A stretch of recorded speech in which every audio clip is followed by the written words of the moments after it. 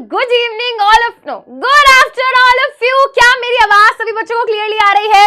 M I clearly audible and visible to everyone? जल्दी से बताएंगे अगर मेरी आवाज क्लियरली आ रही है, मैं दिखाई दे रही हूँ, सुनाई दे रही हूँ भाई हर तरीके से, तो एक बारी प्यारा सा सनफ्लावर बना देंगे चैट में एंड देन हम स्टार्ट करेंगे हमारा आज का session without wasting any time. Time is money and money को वेस्ट नहीं करते हैं। आई बात समझ में बच्चों, है ना? कल मैम आप बहुत टाइम वेस्ट कर चुकी हैं, तो आज आप ये बात मत ही बोलिए मैम। समझ गए ना तो मैं क्या कहना चाह रही हूँ? यस, ठीक है।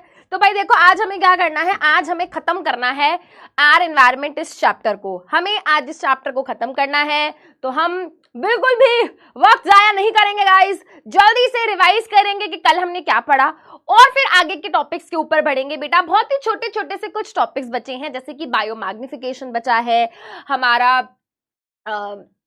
ओजोन लेयर डिप्लीशन का एक टॉपिक बचा है, उसके अलावा वेस्ट मैनेजमेंट का एक टॉपिक बचा है। सारे ही टॉपिक्स काफी ना इजी से हैं, कुछ इतना मुश्किल नहीं है, कठिन नहीं है। जो एक सिंपल सी चीज थी जो मैंने आपको कल बताई 10% लॉ, एक थोड़ा सा एक वैसी चीज है जो बच्चों को थोड़ी सी कठिन लगती है, बट वो भी है नहीं, ठीक है। तो जल्दी से करते हैं बेटा आज का सेशन स्टार्ट। एंड आज जैसे कि मैंने कहा बेटा, आज हम बायोमैग्निफिकेशन और एनवायरमेंटल प्रॉब्लम्स की बात करेंगे जो कि ह्यूमंस द्वारा करी गई है। प्रॉब्लम तो problem always caused by human beings, right? चलिए, क्या डिस्कस किया था बेटा कल की क्लास में? हमने डिस्कस किया था 10% लॉ के बारे में। क्या पढ़ा बेटा हमने 10% लॉ में? 10% लॉ में हमने क्या डिस्कस किया? 10% लॉ में हमने ये डिस्कस किया कि जब एक फूड चेन में अलग अलग ऑर्गेनिजम्स होते हैं, हर ऑर्गेनिज्म को एक पोजीशन दी गई है बेटा, उस पोजीशन को हम क्या बोलते हैं? जल्दी बताएंगे। पोल भी करेंगे बेटा, बिल्कुल करेंगे पोल। जल्दी से बताएंगे बेटा, क्या नाम दिया गया है बेटा उस पोजीशन को? Very good. Position of any organism in a food chain is known as trophic level, right? Trophic level. कोई भी फूड चेन में बेटा जो ऑर्गेनिज्म होता है उसका अपना एक क्या होती है? पोजीशन होती है, और उस पोजीशन को हमने क्या नाम दिया है बेटा? Trophic level. तो इस फूड चेन में अगर ग्रास नंबर 1 पोजीशन पे है तो इसका ट्रॉफिक लेवल क्या हो गया? Trophic level 1। डियर का ट्रॉफिक लेवल क्या हो गया? Trophic level 2। लायन का ट्रॉफिक लेवल क्या हो गया? Trophic level 3। Very good. इसके अलावा बेटा जो ऑर्गेनिज्म सबसे पहले प्रेजेंट होता है फूड चेन में, है ना, क्योंकि वो खाना बनाने का काम कर रहा है, तो उसको बोला जाता है प्रोड्यूसर। प्रोड्यूसर को जो खाता है उसको क्या बोला जाता है? उसको बोला जाता है primary consumer.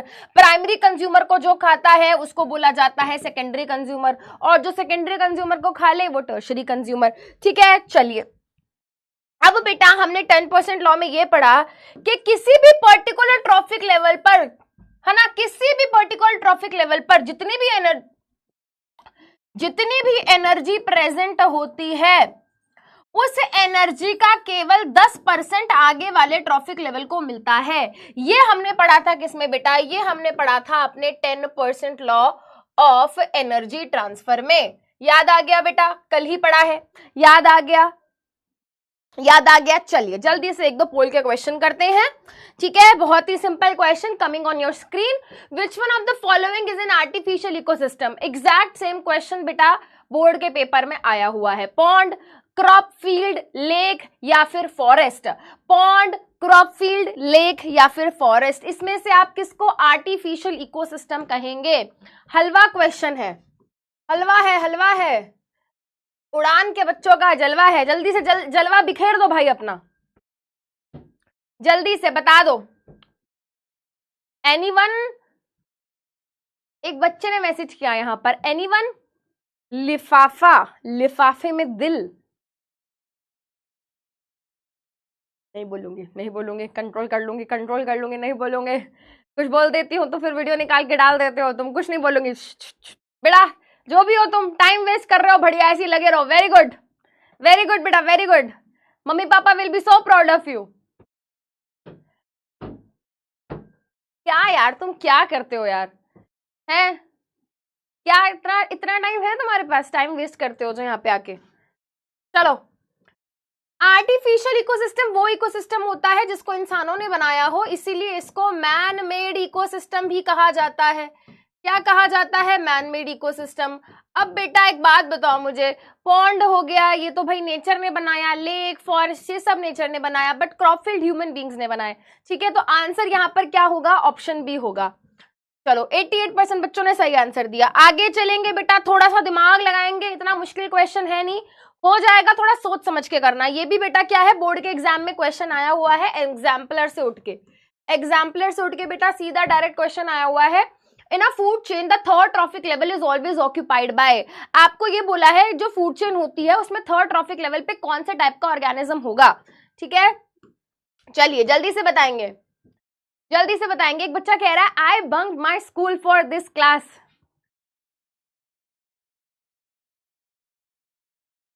Happy happy happy happy happy happy happy happy, thank you guys, I love you too guys. जल्दी बताओ, थोड़ा सा सोच समझ के आंसर करेंगे, मुश्किल नहीं है। आपसे क्या बोला कि एक फूड चेन है, फूड चेन में एक ऑर्गेनिज्म ट्रॉफिक लेवल 1 पे होगा, एक ऑर्गेनिज्म ट्रॉफिक लेवल 2 पे, एक ट्रॉफिक लेवल 3 पे, ठीक है? हो सकता है 4 पे भी हो, है ना? चलो उसके बाद वो ये कह रहा है कि फूड चेन में जो थर्ड ट्रॉफिक लेवल पे ऑर्गेनिज्म होता है वो कैसा होता है? देखो भाई, सबसे पहली बात तो अगर ट्रॉफिक लेवल पे ऑर्गेनिज्म होगा तो वो प्लांट टाइप का कोई ऑर्गेनिज्म होगा, प्लांट ग्रासेस टाइप का, ठीक है? चलो अब जो प्लांट को खाएगा, खुद बताओ बेटा, जो प्लांट को खाएगा, है ना, ट्रॉफिक लेवल 2 पे जो भी ऑर्गेनिज्म होगा भाई, देखो वो क्या होगा, बताओ वो क्या होगा? मैम अगर वो प्लांट को खा रहा है तो वो हर्बीवोर होगा, क्या ये जरूरी है? जरूरी तो नहीं है भाई, ऐसा भी तो हो सकता है वो ओमनीवोर हो, ऐसा भी तो हो सकता है कि वो ओमनीवोर हो। थोड़ा दिमाग लगाओ भाई, तुमने बेटा कोई फल खाया तो तुम ट्रॉफिक लेवल 2 पे आ गए ना बेटा। अगर ऐसे मैं बोलूं कि भाई तुमने कोई फ्रूट या वेजिटेबल को खाया, तुम ह्यूमन बीइंग हो, राइट? तो तुम ट्रॉफिक लेवल 2 पे हो, ये ट्रॉफिक लेवल 1 है, ये ट्रॉफिक लेवल 2 है, तो ह्यूमन हर्बीवोर थोड़ी होते हैं, ह्यूमन तो ओमनीवोर होते हैं, ठीक है? ह्यूमन तो ओमनीवोर होते हैं। तो बेटा ट्रॉफिक लेवल 2 पे जो ऑर्गेनिज्म होता है ना बेटा, वो हर्बीवोर भी हो सकता है, वो ओमनीवोर भी हो सकता है। थोड़ा सोचो, थोड़ा दिमाग लगाओ, जल्दी बताओ, है ना? हाँ, अब बेटा अगर मैं ट्रॉफिक लेवल 3 की बात करूं, ट्रॉफिक लेवल 3 पे जो ऑर्गेनिज्म होता है वो हमेशा क्या होगा बेटा? वो हमेशा कार्निवोर होगा। क्यों? क्योंकि बेटा प्लांट को किसी एनिमल ने खाया होगा, ऑब्वियस सी बात है, प्लांट को किसी एनिमल ने खाया होगा, और जो T3 पे होगा उसने किसी एनिमल को खाया। ऐसे सोचो बेटा, T3 पे जो भी ऑर्गेनिज्म है वो किसी दूसरे एनिमल को खा रहा है, तो जो दूसरे एनिमल को खा रहा है बेटा वो कार्निवोर होगा कि नहीं होगा? Logic left the chat. नहीं guys, you are very smart and you are very intelligent to understand this, ठीक है ना बेटा? थोड़ा सा सोचना पड़ता है, ये सब चीजें बेटा एनसीईआरटी में नहीं लिखी हैं, किताब में नहीं लिखी हैं, बट ऐसे घुमा फिरा के क्वेश्चन बोर्ड के पेपर में आएंगे, ठीक है? तो पेपर बेटा क्वेश्चन में क्या पूछा? क्वेश्चन में ये पूछा कि थर्ड ट्रॉफिक लेवल पे हमेशा कौन होता है? भाई थर्ड ट्रॉफिक लेवल पे हमेशा कार्निवोर होता है, हमेशा थर्ड ट्रॉफिक लेवल पे बेटा कोई ना कोई आपको कार्निवोर देखेगा, क्योंकि जो यहाँ पे प्रेजेंट है वो जरूर यहाँ पे प्रेजेंट किसी एनिमल को खा रहा है, और जो दूसरे एनिमल को खा रहा है वो कार्निवोर हो गया। यहाँ पे बेटा हर्बीवोर भी हो सकता है ना, हर्बीवोर भी हो सकता है। जैसे कि बेटा अगर मैं आपको, है ना, एक एग्जाम्पल, है ना, एक एग्जाम्पल तो ये था,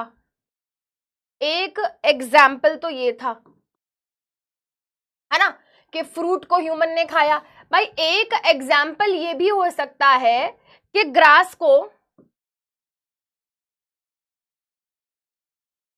गोट ने खाया, ठीक है? तो गोट तो हर्बीवोर हो गया, ठीक है बेटा? समझ आया? ये आंसर यहाँ पे क्या हो गया बेटा? Option A. 82% बच्चों ने सही आंसर दिया, ठीक है? चलिए बेटा आगे बढ़ते हैं, एक क्वेश्चन थोड़ा करेंगे, ठीक है? अपने दिमाग से करेंगे। कल हमने 10% लॉ पढ़ा है। 10% लॉ क्या कहता है कि जैसे जैसे आगे आगे एनर्जी का ट्रांसफर होता है, एक ट्रॉफिक लेवल से दूसरे ट्रॉफिक लेवल पर एनर्जी जाती है, तो केवल 10% एनर्जी ही आगे जाती है, ठीक है, तो आपको बेटा यहाँ पर एक फूड चेन दी हुई है जिसके ट्रॉफिक लेवल 1 पे क्या है, ग्रास है, ट्रॉफिक लेवल 2 पे रैबिट है और ट्रॉफिक लेवल 3 पे फॉक्स है। ग्रास को रैबिट ने खाया, रैबिट को फॉक्स खा गई। How does the energy content compare between the beginning and the end of the chain? यहाँ पे कुछ स्टेटमेंट दी हुई है बेटा, थोड़ा सोच के समझ के आंसर करेंगे। एनर्जी कंटेंट हाईएस्ट है फॉक्स में, एनर्जी कंटेंट सेम है सभी लेवल पे, एनर्जी कंटेंट डिक्रीज हो रहा है जैसे जैसे हम ग्रास से फॉक्स की तरफ जा रहे हैं, या फिर एनर्जी कंटेंट इंक्रीज हो रहा है?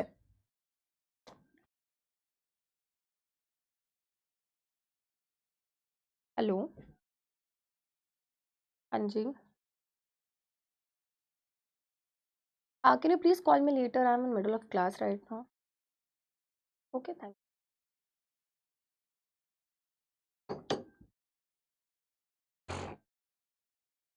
हाँ जी, क्या सीखा हमने बेटा? 10% लॉ से हमने क्या सीखा कि जैसे जैसे आगे की तरफ एनर्जी जा रही है, हॉट ट्रॉफिक लेवल पे एनर्जी का जो ट्रांसफर है वो केवल क्या होगा बेटा, वो केवल क्या होगा?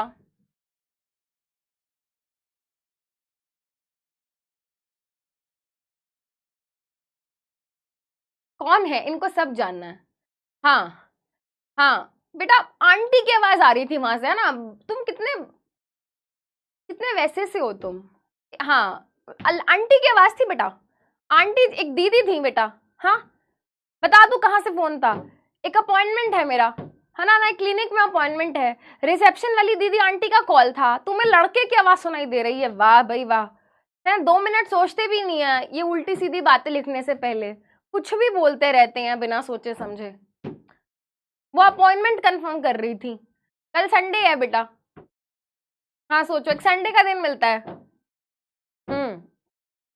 क्या होगा बेटा इसका आंसर? देखो, हर ट्रैफिक लेवल पे क्या हो रहा है, 90% एनर्जी तो वेस्ट हो जा रही है और केवल 10% एनर्जी आगे जा रही है। मतलब ये मान लेते हैं कि इसके पास 1000 जूल एनर्जी है, तो केवल 10% आगे जाएगी और 90% वेस्ट हो जाएगी। यानी कि इसको कितनी एनर्जी मिलेगी बेटा? इसको मिलेगी 100 जूल एनर्जी। अब इसके पास जितनी भी एनर्जी है उसका केवल 10% आगे जाएगा, आगे वाले को मिलेगा, नेक्स्ट ट्रॉफिक लेवल को मिलेगा। तो यानी कि इसका केवल 10%, यानी कि 100 का केवल 10% आगे वाले को मिलेगा और बाकी 90% वेस्ट हो जाएगा। इससे हमने क्या कंक्लूड किया बेटा? इससे हमने ये कंक्लूड किया जैसे जैसे हम आगे बढ़ते हैं एनर्जी का लेवल डिक्रीज होता है, जैसे जैसे हम आगे बढ़ते हैं एनर्जी का कंटेंट क्या होता है, डिक्रीज होता है। अब इसमें हम ये बोल सकते हैं ग्रास से फॉक्स की तरफ जाने पर एनर्जी कंटेंट क्या हो जाता है बेटा? डिक्रीज हो जाता है। आंसर ऑप्शन सी हो गया। 91% बच्चों ने आंसर दिया। अब मुझे थोड़ा कॉन्फिडेंस आ रहा है कि तुम्हें पेपर में अगर आ गया तो तुम क्वेश्चंस लगा लोगे। ठीक है बेटा, अब देखो, जब हमने कल लास्ट क्लास अपनी खत्म करी, ठीक है, हाँ ठीक है, अब मेरी बात सुनो, मेरी बात सुनो।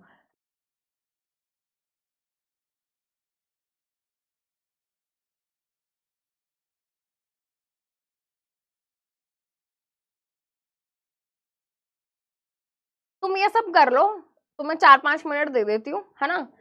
ये सब जो तुम्हें मजा आता है ये सब कर लो तुम, मैं 5 मिनट थोड़ा घुमाती हूँ इधर उधर जाकर, फिर जब तुम्हारा मन भर जाए ये सब करके तो फिर तुम बता देना मेरे को।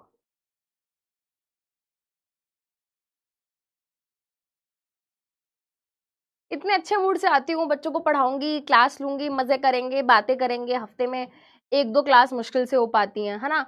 उसमें भी तुमको ये सब करना है।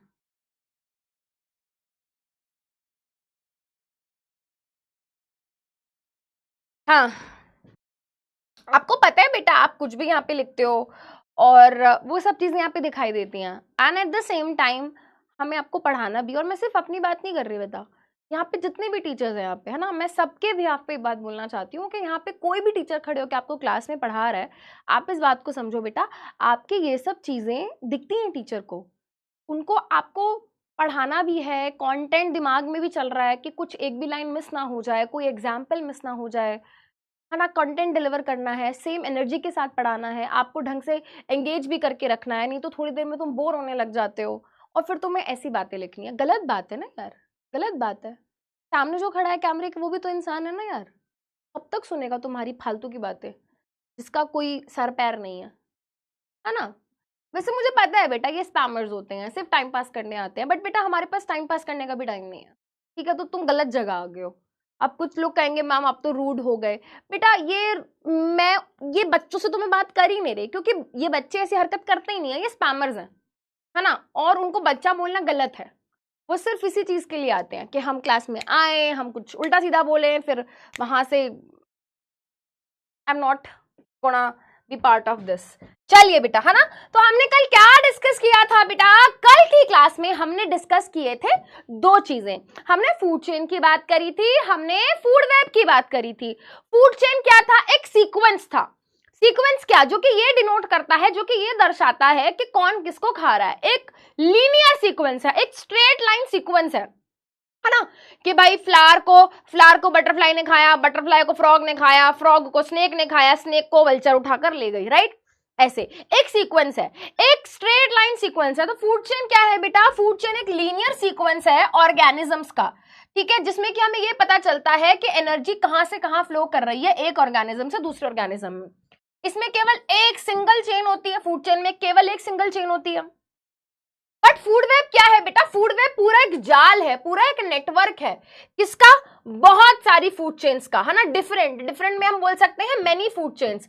बहुत सारी फूड चेन्स जब आपस में एक दूसरे से जुड़ जाती हैं, लिंक हो जाती हैं, तो जो पूरा का पूरा एक नेटवर्क बनता है उसको हम फूड वेब बोलते हैं, है ना। इसमें मेनी इंटरकनेक्टेड फूड चेन्स होती हैं। अब यहाँ पे बेटा ये बहुत इंपॉर्टेंट कॉन्सेप्ट है, इससे डायरेक्ट क्वेश्चन बनता है बोर्ड एग्जाम में। देखो, if one group of organisms disrupts, the whole food chain will become unstable। इसका क्या मतलब है? इसका मतलब ये है कि अगर पूरी फूड चेन में से मैंने एक ग्रुप ऑफ ऑर्गेनिजम्स को हटा दिया, अगर मतलब मैंने एक ऑर्गेनिज्म को हटा दिया बेटा, तो पूरी फूड चेन क्या हो जाएगी? अनस्टेबल हो जाएगी। इसका क्या मतलब है? देखो, इसको हम समझेंगे with the help of this, है ना। देखो बेटा, मान लेते हैं हमारा एक इकोसिस्टम है, उस इकोसिस्टम में बेटा ट्री है ना, प्लांट्स हैं, ठीक है, डियर है, और डियर कह रही हूँ, क्या है ये? गोट, है ना, गोट और लायन है, ठीक है। इसको मैं बोल देती हूँ, ठीक है, ये हमारा T1 हो गया, ये हमारा T2 हो गया, और ये हमारा T3 हो गया। ये क्या है भाई? ये अपने प्लांट्स हैं, ये गोट है और ये लायन है। मैं यहां पे बेटा इनको प्रोड्यूसर्स बोल दूं, इनको यहां पे बेटा मैं प्रोड्यूसर्स बोल देती हूं, इनको यहां पे मैं प्राइमरी कंज्यूमर्स बोल देती हूं, और इनको यहां पर सेकेंडरी कंज्यूमर्स बोल देती हूं। देखो बेटा, मैं आपको एक सिचुएशन देती हूं, ठीक है। आप थोड़ा सोचना इसको लेकर, थोड़ा खुद सोचना शुरू करो, है ना बेटा। मान लो उस इकोसिस्टम में जितनी भी गोट्स हैं, है ना, उस इकोसिस्टम में जितनी भी गोट है बेटा, उस इकोसिस्टम में वो क्या हो गई बेटा? हमने हटा दी। सब गोट क्या है, मान लेते हैं क्या है, मर गई। सबकी सब जितनी भी गोट थी उस इकोसिस्टम में, अब वो नहीं रही, ठीक है। अब इस केस में क्या होगा, उसका क्या इंपैक्ट होगा? हमने ये क्या कर दी भाई? ये हमने रिमूव कर दी। There are no longer goats present in this ecosystem, exist ही नहीं करती, है ही नहीं। अब इसका क्या इंपैक्ट होगा? बताओ जरा, जल्दी बताओ जरा। पहले मुझे ये बताओ, सेकेंडरी कंज्यूमर पे जो भी ऑर्गेनिज्म होंगे, या मान लेते हैं जो लायन होंगे, उनके साथ क्या होगा? What will happen with these secondary consumer वाले ऑर्गेनिजम्स? इनके साथ क्या होगा? इनकी पॉपुलेशन बढ़ेगी या घटेगी? अनस्टेबल हो जाएगा। Very good. पॉपुलेशन के टर्म्स में अगर मैं बात करूं बेटा, देखो गोट मर गई, गोट नहीं रही, रेस्ट इन पीस हो गई बेचारी, रेस्ट इन पीस हो गई बेचारी, है ना। लायंस डाई, क्यों? क्योंकि वेरी गुड बेटा, क्योंकि वो गोट को खाते हैं और गोट अब रही नहीं, है ना, बेचारी अब गया था ये, है ना। जैसे ही लायन गया ढूंढता ढूंढता गोट को के खाने को मिल जाए, तो इसको पता चला कि गोट की तेरहवीं हो रही है, तो इसको वहां पर बिठा दिया और कहा कि लीजिए आप भी खाइए, है ना, वो घास फूस खाइए। तो इसने कहा कि मैं तो हर्बीवोर नहीं हूं, मैं तो कार्निवोर हूं, मैं तो नहीं खाऊंगा प्लांट्स को, छी, ठीक है। तो इसने कहा कि मैं तो भूखा मर जाऊंगा पर घास फूस तो नहीं खाऊंगा। तो एक सिंपल सा लॉजिक ये कहता है कि भाई lion is a carnivorous animal, right, lion is a carnivorous animal. वो गोट को खाता था, गोट अब नहीं, प्लांट वो खा नहीं सकता बेचारा, स्टारवेशन के कारण, भूख के कारण बेचारा क्या होगा, मर जाएगा। तो यहाँ पे बेटा है ना धीरे धीरे इवेंचुअली हम देखेंगे उस इकोसिस्टम के अंदर जो पॉपुलेशन होगी सेकेंडरी कंज्यूमर की क्या होगी बेटा, वो डिक्रीज हो जाएगी। ठीक है, वो क्या होगी बेटा, डिक्रीज हो जाएगी, इट विल डिक्रीज।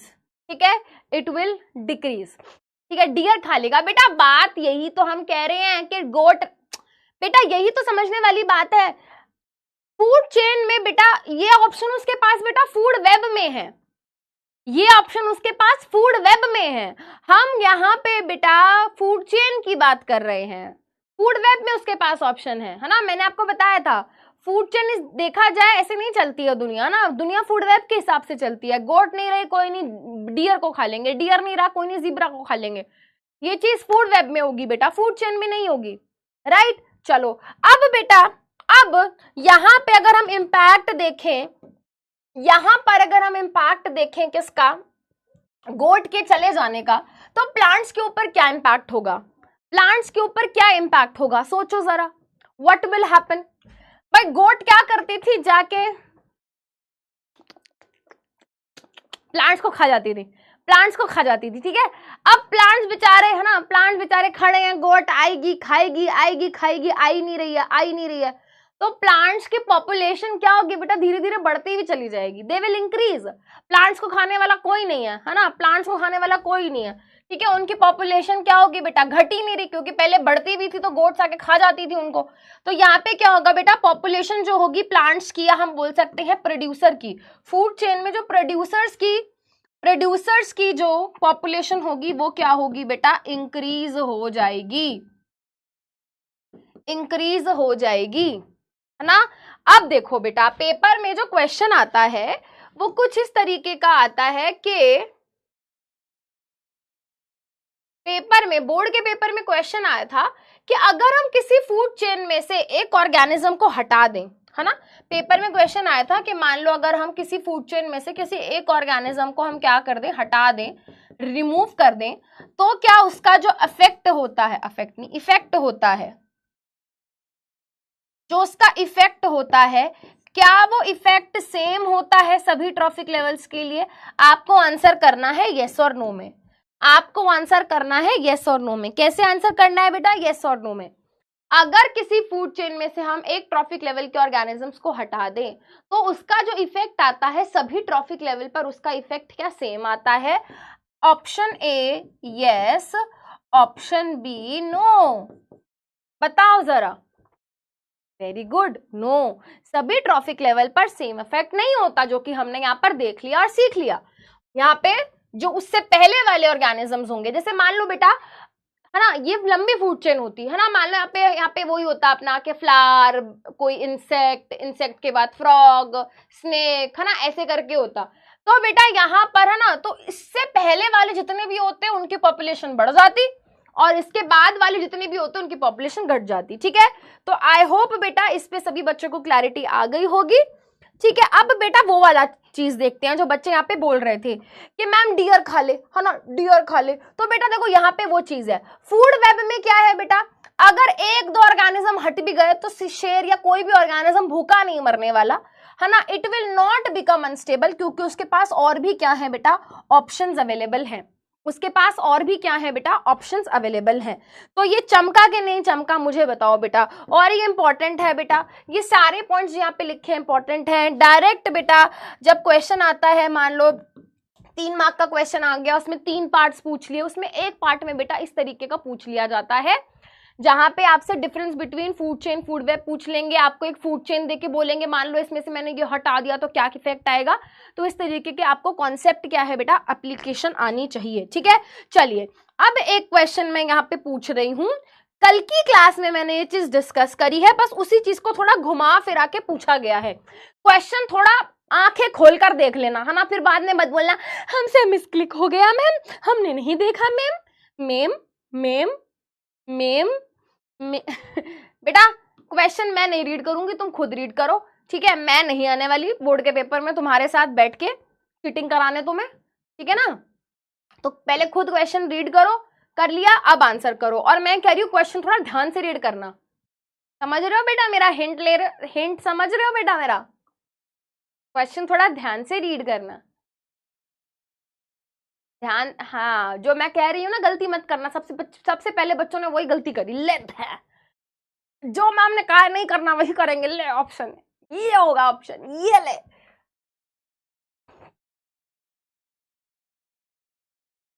सबसे ज्यादा बच्चे पता क्या आंसर कर रहे हैं? वही जो मैं नहीं चाहती वही आंसर कर रहे हैं बच्चे जो मैं नहीं चाहती। हाँ, percentage of solar energy which is not converted into food energy by the leaves of green plants in a terrestrial ecosystem।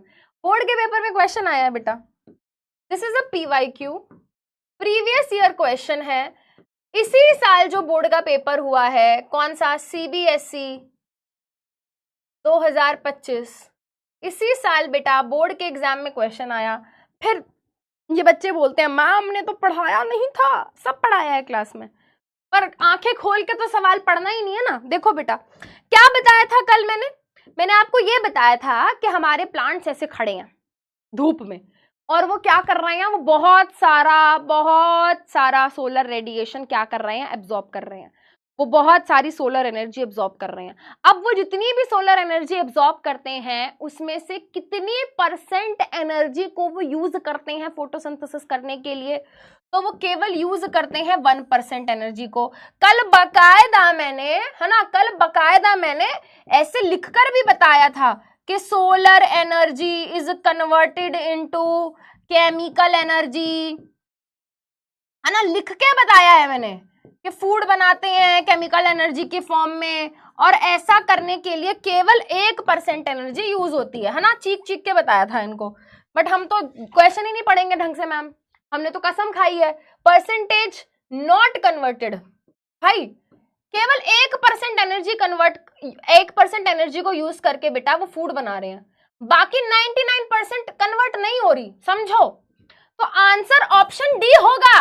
Question नहीं पढ़ रहे हो क्या ढंग से? नॉट कन्वर्टेड, तो एब्जॉर्ब करी 100%, है ना, जितनी भी एब्जॉर्ब करी उसका केवल 1%, बाकी का 99% कन्वर्ट नहीं हो रहा है। सॉरी बेटा, सॉरी मत बोलो यार, समझ जाओ बस, है ना, सॉरी मत बोला करो, इट्स नॉट योर फॉल्ट, कोई दिक्कत नहीं है, गलती तुम्हारी नहीं है ना, कोई दिक्कत नहीं है बेटा, सॉरी मत बोला करो, बस अपनी गलतियों से सीख जाओ, सबसे बड़ी चीज वही है। बस सॉरी की क्या बात है इसमें, इट्स फाइन, कोई नहीं, हो गया गलत तो हो गया, बस हाँ आगे नहीं करेंगे गलती, ये खुद को प्रॉमिस करो, ये खुद को प्रॉमिस करो, सॉरी मत बोला करो, कोई जरूरत नहीं है बेटा, है ना।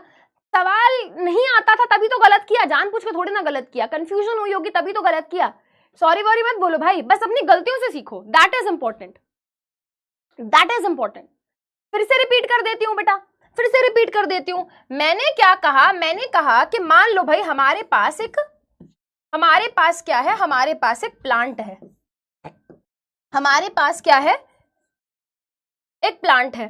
अब वो जितनी भी सोलर एनर्जी क्या कर रहा है? अब्सॉर्ब कर रहा है ना, वो जितनी भी सनलाइट, जितनी भी सोलर एनर्जी अब्सॉर्ब करता है उसमें से केवल, है ना, उसमें से केवल 1% बेटा उसमें वो 1% एनर्जी का इस्तेमाल करता है फोटोसिंथेसिस करने के लिए, मतलब केवल 1% एनर्जी को यूज करता है वो खाना बनाने के लिए, बाकी 99% एनर्जी वो यूज नहीं करता। यही पूछा था, नॉट कन्वर्टेड इनटू फूड, ठीक है। हाँ, तो बेटा आंसर यहाँ पे ऑप्शन डी होगा, और ये क्वेश्चन बहुत सारे बच्चे गलत करके आए थे और डायरेक्ट 1 मार्क कट गया था, ठीक है बेटा। तो एमसीक्यू क्वेश्चंस में ये दिक्कत होती है, आने को 1 मार्क पूरा और नहीं आया तो पूरा का पूरा 1 मार्क चला गया, यहाँ पे स्कोप नहीं है कि आधा दे देते मैडम, है ना, ये वाली चीज यहाँ नहीं होती। 53% बच्चों ने सही आंसर दिया है, ठीक है बेटा। 99% एनर्जी कन्वर्ट नहीं होती, केवल 1% एनर्जी यूज होती है, ठीक है। चलो अब ऐसा ही एक और क्वेश्चन बेटा बोर्ड के पेपर में आया है, ये भी पिछले साल, है ना, ये भी पिछले साल CBSE 2025 के पेपर में आया है ये question, this is also a PYQ, ठीक है। देखो बेटा, in the food chain given below select the most efficient food chain in terms of energy. अब ये चीज क्या है बेटा, है ना, ये थोड़ा अपने हिसाब से पहले देखो, समझो, अपनी समझ के हिसाब से करो, फिर मैं बताऊंगी कि इसमें क्या देखना है, क्या करना है, ठीक है। क्वेश्चन देख लिया बेटा, क्वेश्चन देख लिया। अभी मैं कुछ नहीं बताऊंगी, मोस्ट एफिशिएंट का मतलब मैं नहीं बताऊंगी, मैं कुछ नहीं बताऊंगी, तुम अपनी समझ के हिसाब से करो, तुम अपनी समझ के हिसाब से इस क्वेश्चन को करो। अगर तुम पेपर में बैठे हो इस टाइम और तुम्हारे पेपर में बेटा ये क्वेश्चन आ जाए तो तुम क्या करोगे? 10% लॉ के हिसाब से आपको चलना है, यहाँ पर हिंट मैंने दे दिया है। अब ये क्वेश्चन आ गया पेपर में तो तुम क्या करोगे बताओ?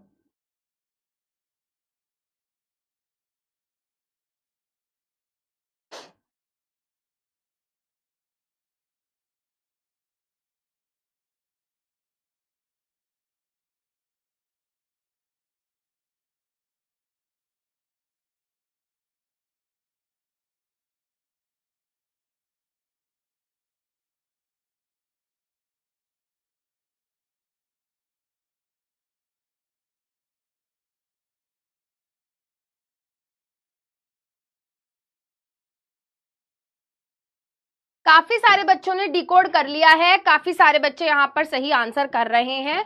Very good, time is up. ठीक है, चलो देखते हैं।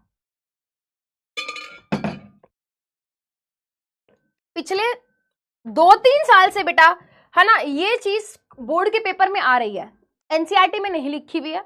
एफिशिएंट फूड चेन के बारे में एनसीईआरटी में कुछ नहीं लिखा हुआ है, बट फिर भी हर साल बोर्ड के पेपर में घुमा फिरा के बेटा ये क्वेश्चन आ रहा है। तुम पीवाईक्यू उठा के देख लेना, तुमको एफिशिएंट फूड चेन के ऊपर क्वेश्चन दिखेगा। तो सबसे पहले बेटा यहाँ पर क्या लिखेंगे बेटा? एक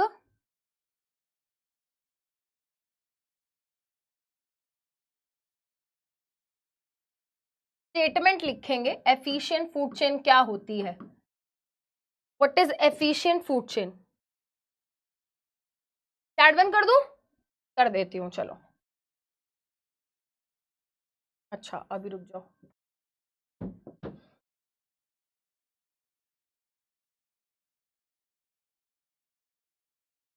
food chain in which maximum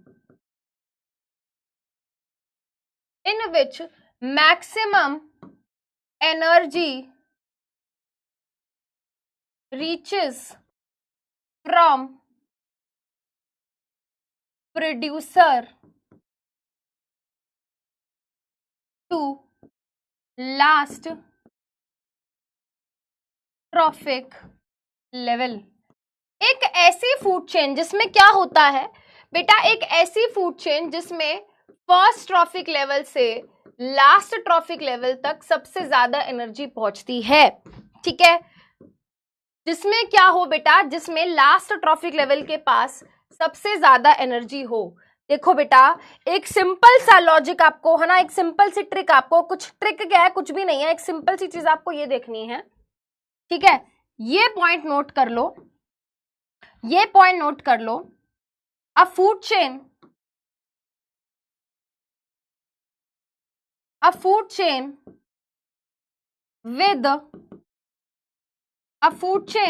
with fewer या less trophic level is considered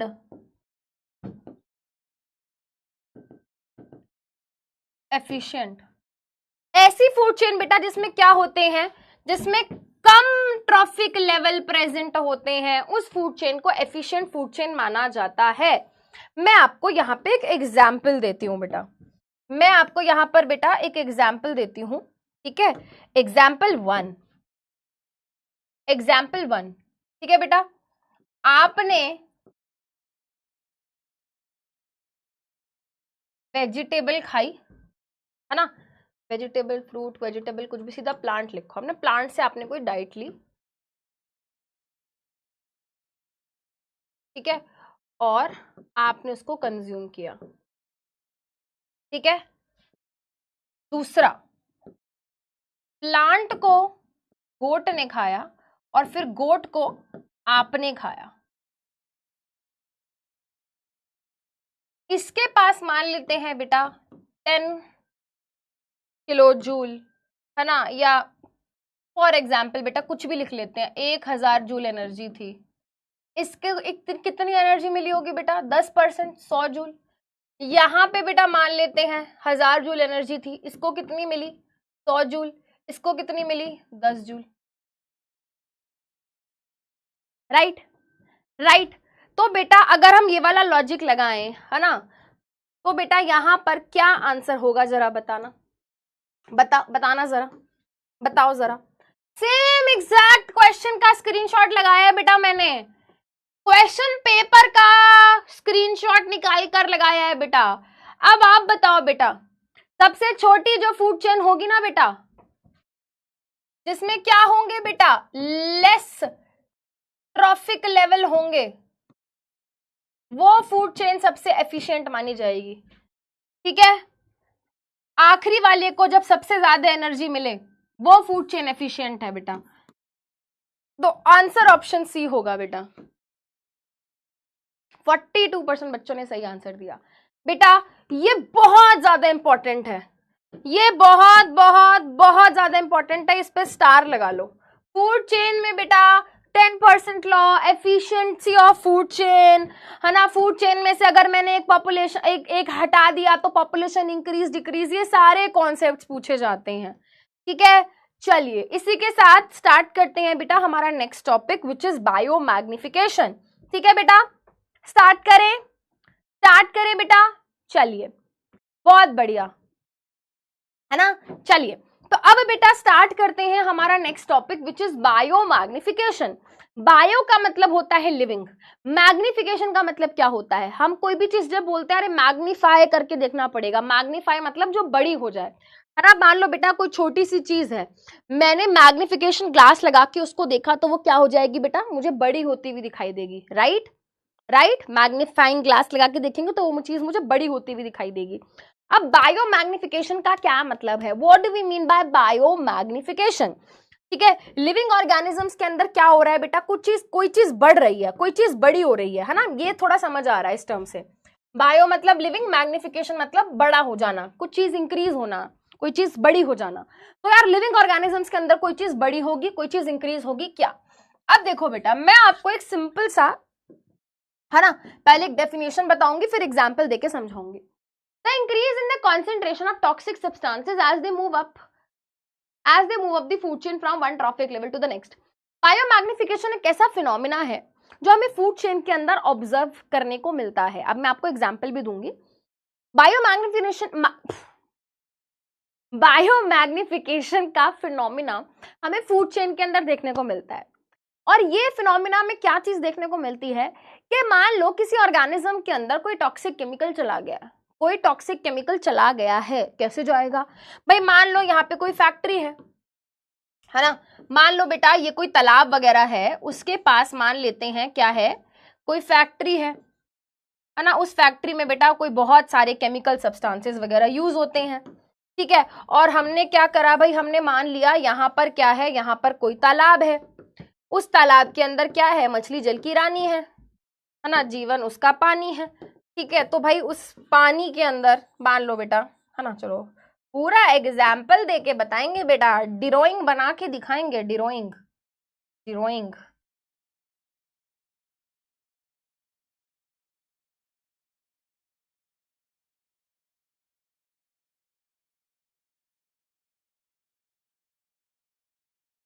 रुक जाओ मेरी ड्राइंग चल रही है गाइस, एक मिनट।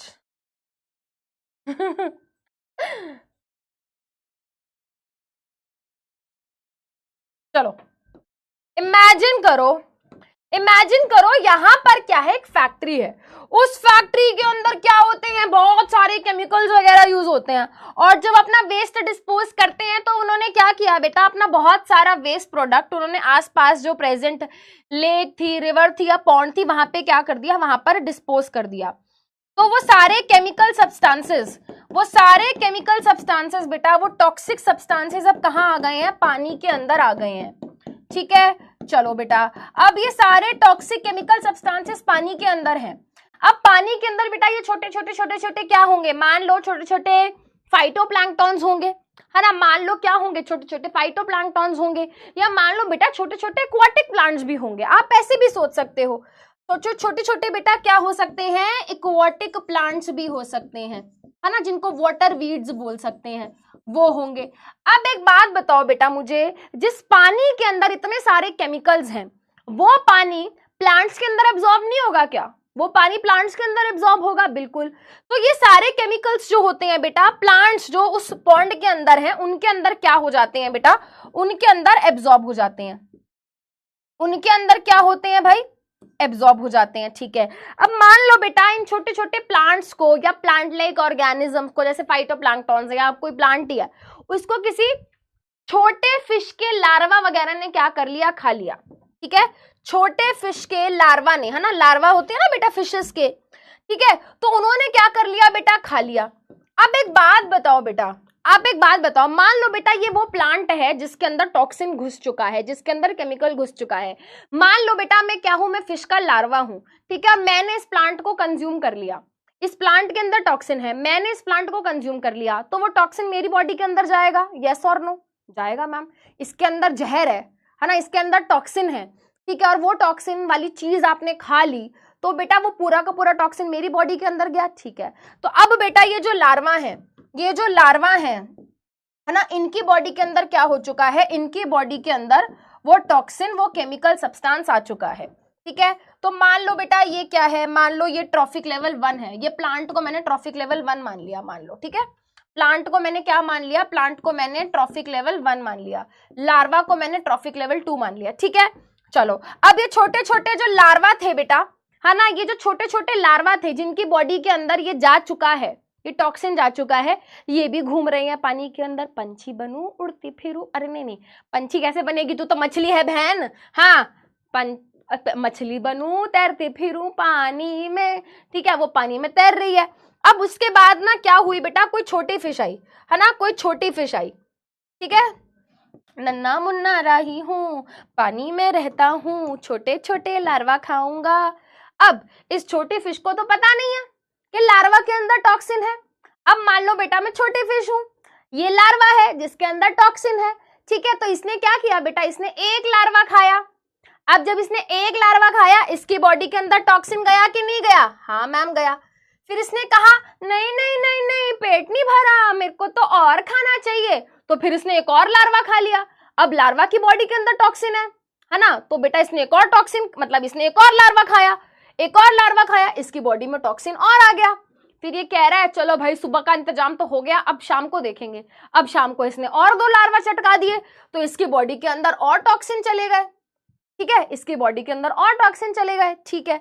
अब ये मस्त एकदम सो रही थी, है ना, ये सो रही थी, अब ये सोच रही थी कि सुबह उठ के देखूंगी जो होगा ठीक है। अब जब सुबह हुई तो बेचारी को क्या पता था, बेचारी को क्या पता था इसको कोई बड़ी फिश खा जाएगी। तो ट्रॉफिक लेवल 4 पे एक बड़ी फिश आई, एक लार्ज फिश आई, जो इस पूरी की पूरी मछली को चटका गई बेटा, है ना। अब देखो बेटा, अब देखो बेटा, यहाँ पे आप देखो कि इस एक मछली के अंदर क्या है, इतने सारे टॉक्सिन्स हैं।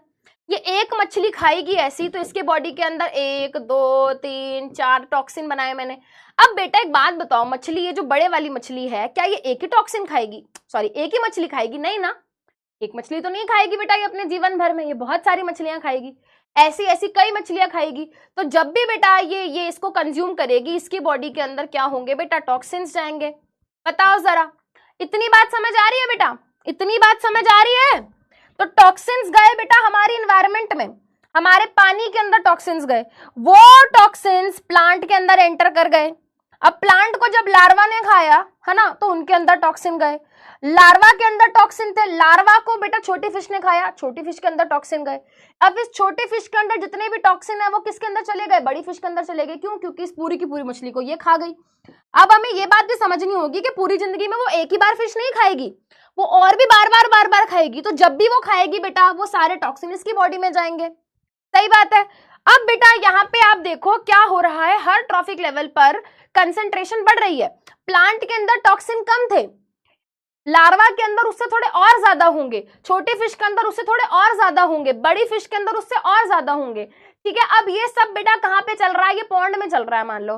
फिर ना एक दिन, है ना, फिर एक दिन लोगों को सूझा कि चलो आज तो संडे है, आज जाएंगे, हाँ मछली पकड़ कर लाएंगे, मछली पका के खाएंगे। तो उन्होंने क्या किया बेटा, वो चले गए, है ना, वो मस्त एकदम तैयार होके चले गए, आज तो हम मछली पकड़ कर लाएंगे। तो वो बेटा पॉन्ड के पास जाके खड़े हो गए और उनके हाथ में बेटा ये वाली मछली आ गई। इसको ये घर ले आए, घर आके बेटा इसको इन्होंने खा लिया। अब सोचो बेटा ये टॉक्सिन वाली मछली जब इनकी बॉडी के अंदर जाएगी तो क्या इनकी बॉडी के अंदर टॉक्सिन नहीं जाएंगे क्या?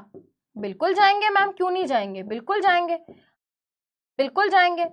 अब बेटा एक बात बताओ मुझे, ह्यूमन बींग्स बेटा है ना इस तरीके से कितनी सारी मछलियां खा रहे होंगे, सोचो जरा, कितनी सारी मछलियां खा रहे होंगे भाई, है ना।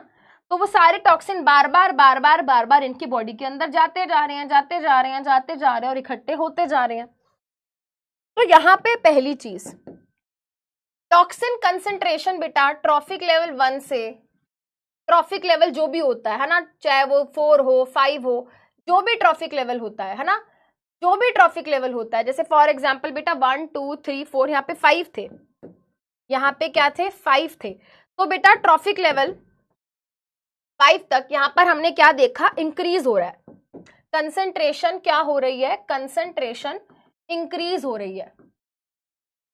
जो सबसे पहला ट्रॉफिक लेवल होता है उसकी बॉडी के अंदर टॉक्सिन की कंसंट्रेशन कम होती है, जैसे जैसे हम आगे बढ़ते हैं टॉक्सिन की कंसंट्रेशन बढ़ती जाती है। तो ट्रॉफिक लेवल के अंदर 1 के अंदर कम, 2 के अंदर थोड़े से ज्यादा, 3 के अंदर थोड़े से और ज्यादा, 4 के अंदर थोड़े से और ज्यादा और 5 के अंदर सबसे ज्यादा। तो लास्ट ट्रॉफिक लेवल पर क्या होता है, देखा जाता है जो केमिकल्स होते हैं वो सबसे ज्यादा पाए जाते हैं बॉडी के अंदर। ठीक है, पहली चीज ये।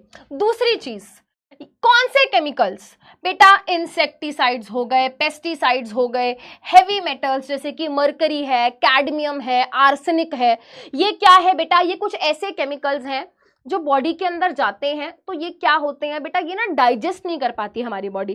थोड़ा सोचो बेटा, अगर इसकी बॉडी के अंदर ये चला भी गया था तो ये क्यों था इसकी बॉडी के अंदर, इसकी बॉडी ने इसको तोड़ा क्यों नहीं, इसकी बॉडी ने इसको डाइजेस्ट क्यों नहीं किया, क्योंकि ये क्या होते हैं, नॉन बायोडिग्रेडेबल होते हैं, ये डाइजेस्ट नहीं हो पाते, non biodegradable, not digested easily.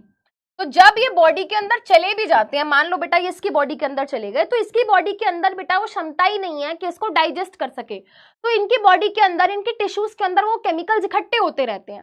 ठीक है, अगर मान लो बेटा हमारी बॉडी के अंदर भी ये केमिकल्स चले गए, हमारी बॉडी के अंदर इंसेक्टिसाइड, पेस्टिसाइड, ये सब चीजें चली गई, तो क्या प्रॉब्लम है भाई, प्रॉब्लम ये है कि हमारी बॉडी के अंदर वो एंजाइम ही नहीं है।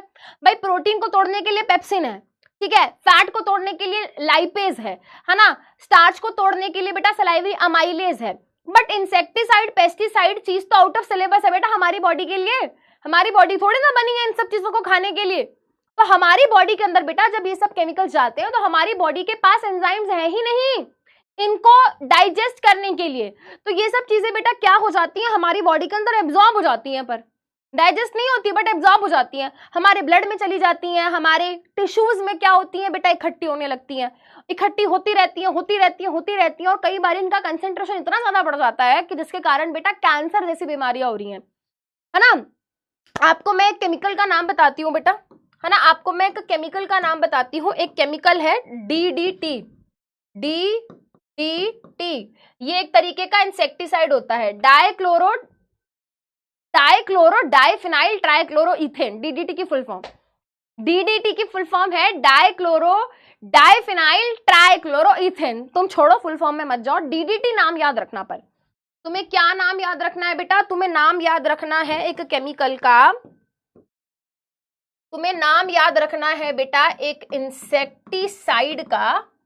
इंसेक्टिसाइड क्या होता है, एक ऐसा केमिकल जिसकी मदद से हम इंसेक्ट्स को मारते हैं। पेस्टिसाइड क्या होता है, जिसकी मदद से पेस्ट को मारते हैं। ठीक है, तो एक केमिकल है बेटा DDT, डाइफिनाइल ट्राइक्लोरोइथेन।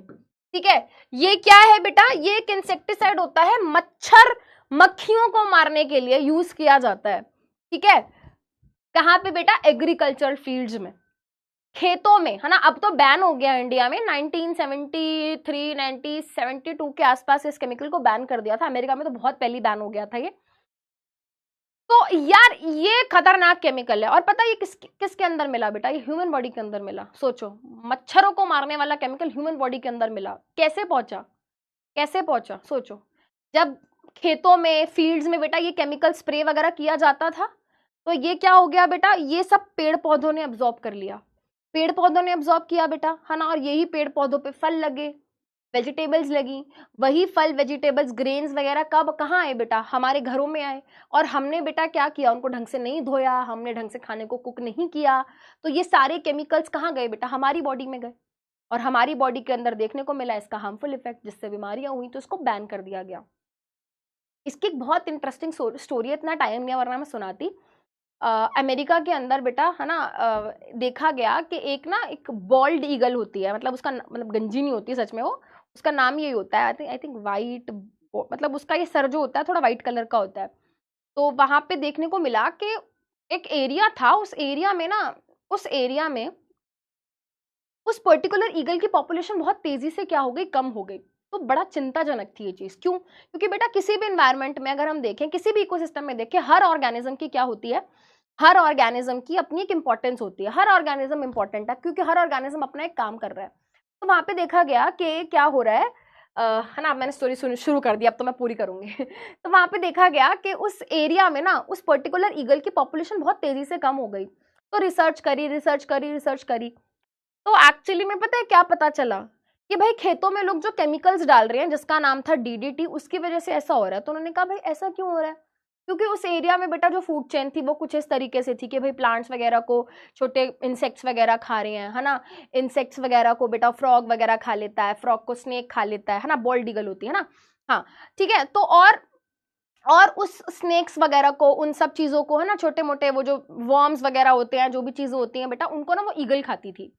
अब हुआ क्या बेटा, वो जो डीडीटी वो खेतों में डाल रहे थे ना बेटा, वो डीडीटी, ये केमिकल बेटा, वो जो डाल रहे थे, वो फूड चेन में बायो एक्यूमुलेट होते होते बेटा पेड़ों से, है ना, इंसेक्ट फ्लाइज में गया, इंसेक्ट फ्लाइज से बेटा वो है ना स्नेक्स वर्म्स में गया, और वर्म से फिर वो ईगल में चला गया। तो अब हुआ क्या बेटा, ईगल की बॉडी में जब ये केमिकल गया ना, ये जब केमिकल ईगल की बॉडी के अंदर गया, तो ईगल के अंदर बेटा क्या प्रॉब्लम हुई, कैल्शियम, है ना, कैल्शियम की, अब मैं कैसे समझाऊं, जैसे वो जब अंडा देती है ना, जब कोई भी बर्ड अंडा देती है बेटा, तो उसका जो बाहर का शेल होता है ना, वो कैल्शियम से मिलकर बना होता है।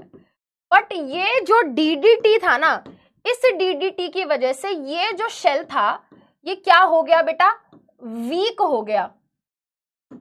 इस डीडीटी केमिकल की वजह से क्या हो गया बेटा, ये जो अंडे का शेल था ये बहुत वीक हो गया।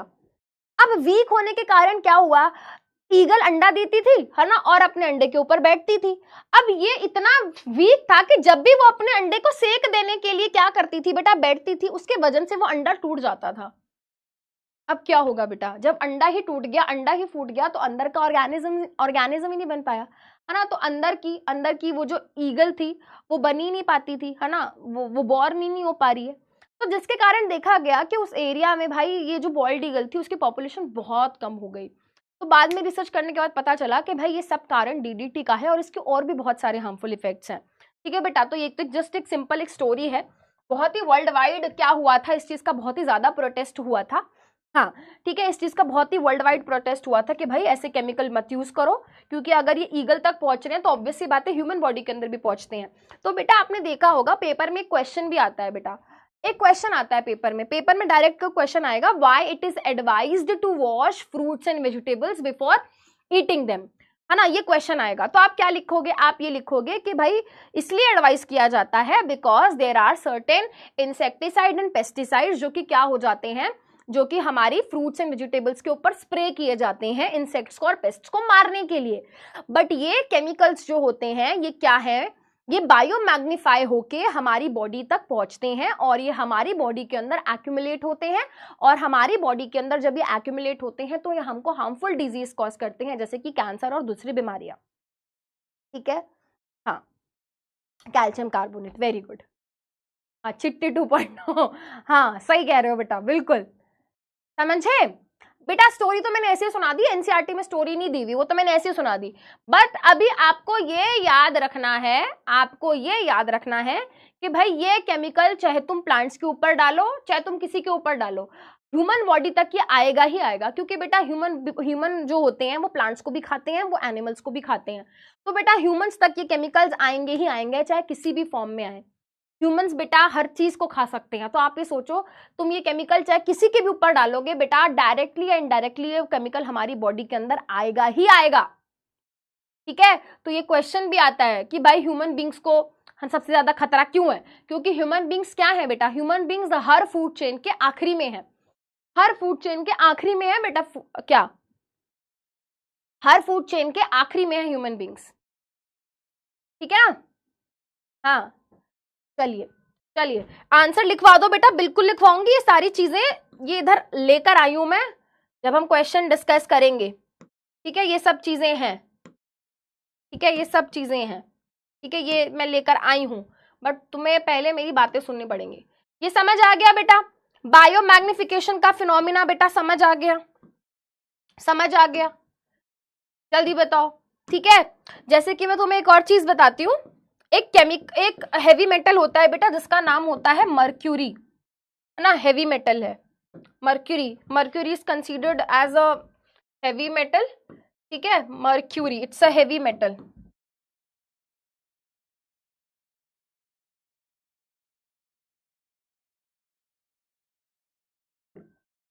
मर्क्यूरी है, कैडमियम है, आर्सेनिक है,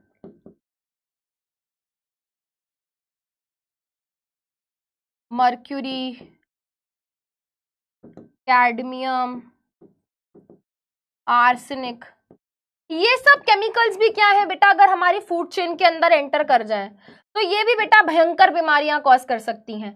ये सारे केमिकल्स बेटा अगर हमारी क्या एंटर कर जाएं बेटा, ये फूड चेन के अंदर एंटर कर जाएं तो ये हमें भयंकर बीमारियां कॉज कर सकते हैं। जैसे कि आपको मैं एक एग्जांपल देती हूँ मर्करी का, इससे एक डिजीज होती है जिसका नाम होता है मिनी माटा डिजीज। मिनी माटा डिजीज क्या होता है पता है इसमें, अगर हम ऐसे पानी के अंदर, है ना, अगर हम पानी के अंदर बेटा, है ना, इस मरकरी को डिस्चार्ज कर दें, पानी के अंदर क्या होता है, हाँ Hg, है ना, वेरी गुड, पानी के अंदर बेटा अगर मरकरी हो, है ना, तो बेटा ऑब्वियस सी बात है ये प्लांट के अंदर एंटर कर सकती है, मछलियों के अंदर एंटर कर सकती है, और मछलियों को खाएंगे हम तो हमारी बॉडी में एंटर कर सकती है। तो बच्चों के अंदर बेटा ये डिजीज होती है जिसमें पता है क्या होता है, जिसमें पता है क्या होता है बेटा, बच्चा मेंटली रिटार्ड हो जाता है परमानेंटली, परमानेंटली बच्चे की मेंटल रिटार्डेशन, दिमागी रूप से बच्चा क्या हो जाता है बेटा, बीमार हो जाता है, उसका ब्रेन का डेवलपमेंट नहीं हो पाता, ठीक है, मेंटल रिटार्डेशन, मेंटली रिटार्ड हो जाता है बच्चा, मेंटल रिटार्डेशन। तो बेटा अभी हमें ये नहीं समझ आ रहा है ना कि ये कितने केमिकल्स कितने हमारे लिए हार्मफुल हैं, तो बेटा मैं आपको यही सजेस्ट करूंगी कि प्लीज जब आप बाहर से कोई भी चीज ला रहे हैं, है ना, चाहे कोई फल है, कोई फ्रूट है, कुछ भी आप बेटा बाहर से ला रहे हो, चाहे दाल है, चावल है, कुछ भी है ना, आप उनको प्लीज थोड़ा गर्म पानी में डाल के छोड़िए, उनको ढंग से पका के खाइए, है ना, दालों को चावल को अच्छे से धो के बेटा खाइए, उनके ऊपर बहुत खतरनाक केमिकल्स डाले जा रहे हैं बेटा, ठीक है, बहुत ज्यादा, हाँ बिल्कुल, थर्मामीटर, हाँ बिल्कुल, हाँ थर्मामीटर के अंदर यूज होता है, ठीक है, बट उसको खा तो नहीं रहे हो ना कम से कम, ठीक है ना बेटा। हाँ मम्मी को भी बताना, मम्मी को वैसे पता होता है, हाँ मम्मी को वैसे पता होता है कि ये सब है, वो इसलिए देखना अच्छे से धोती हैं उसको, ठीक है। आइसक्रीम को कैसे धो के खाएं आइसक्रीम मत ही खाओ बेटा, आइसक्रीम के नाम पर जो तुम खा रहे हो ना, तुम्हें लग रहा है तुम आइसक्रीम खा रहे हो, आइसक्रीम के पीछे का लेबल पढ़ना बेटा, तुम्हें रियलाइज होगा तुम पाम ऑयल खा रहे हो, it is not an ice cream, it is a frozen it is a frozen dessert, कुछ नहीं है वो, बस ठंडा है तो तुम्हें लग रहा है आइसक्रीम है, ठीक है। चलो ठीक है, तो यहाँ पे देखो बेटा, है ना, यहाँ पे इन्होंने दिखा रखा है, और यहाँ से देखो बहुत ही क्लियरली हमें समझ आ रहा है कि देखो ये ऑर्गेनिजम्स के अंदर अभी टॉक्सिन्स की कंसंट्रेशन क्या है, कम है।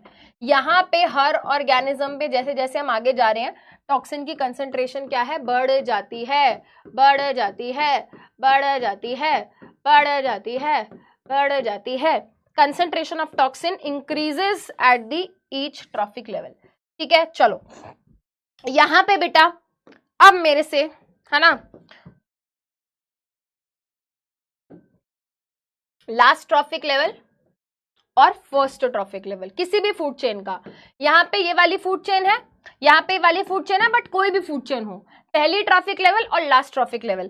फर्स्ट ट्रॉफिक लेवल के पास क्या है भाई, सबसे ज्यादा एनर्जी होती है, फर्स्ट ट्रॉफिक लेवल वाले भाई असली मजेदार लोग हैं, है ना, असली मजे तो इनके हैं, क्यों भाई, क्योंकि सबसे ज्यादा एनर्जी इन्हीं के पास होती है, जैसे जैसे आगे जाते हैं एनर्जी कम हो जाती है, तो फर्स्ट ट्रॉफिक लेवल के पास क्या है, हाईएस्ट एनर्जी है। फर्स्ट ट्रॉफिक लेवल के पास क्या है भाई, हाईएस्ट एनर्जी है। लास्ट ट्रॉफिक लेवल तक आते आते एनर्जी बहुत कम हो जाती है। तो फूड चेन में सबसे कम एनर्जी किसके पास है, लास्ट ट्रॉफिक लेवल वालों के पास। ठीक है, ठीक है, चलो फर्स्ट ट्रॉफिक लेवल के पास क्या है, least concentration of toxins. Last trophic level वाले बेचारे कहेंगे हाईएस्ट कंसंट्रेशन ऑफ टॉक्सिन्स।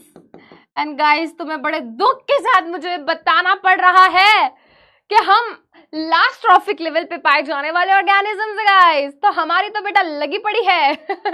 हम तो बेटा बर्बाद हो चुके हैं गाइस। सबसे ज्यादा बर्बाद अगर कोई है इस दुनिया में तो वो ह्यूमन बींग्स हैं, क्योंकि वो बेटा फूड चेन के आखिरी में आ रही हैं। आखिरी में आने वालों को सबसे कम एनर्जी मिलती है और कम एनर्जी के साथ साथ उनको सबसे ज्यादा केमिकल्स भी मिल रहे हैं। तालियां, वाह, ह्यूमंस बर्बादी की राह पे चल चुके हैं गाइस, ज्यादा दिन नहीं चलेगा ये सब।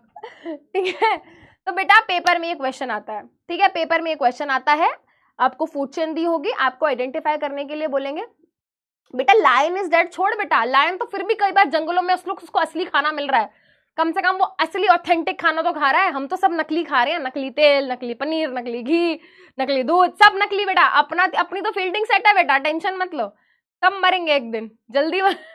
ठीक है, उल्टा हो गया, यस बेटा यही हो रहा है बेटा। कितना खुश हो रहे हैं अपनी बर्बादी पे। बच्चे कह रहे हैं बढ़िया है बढ़िया, पेपर नहीं देने पड़ेंगे, जल्दी जल्दी हो जल्दी।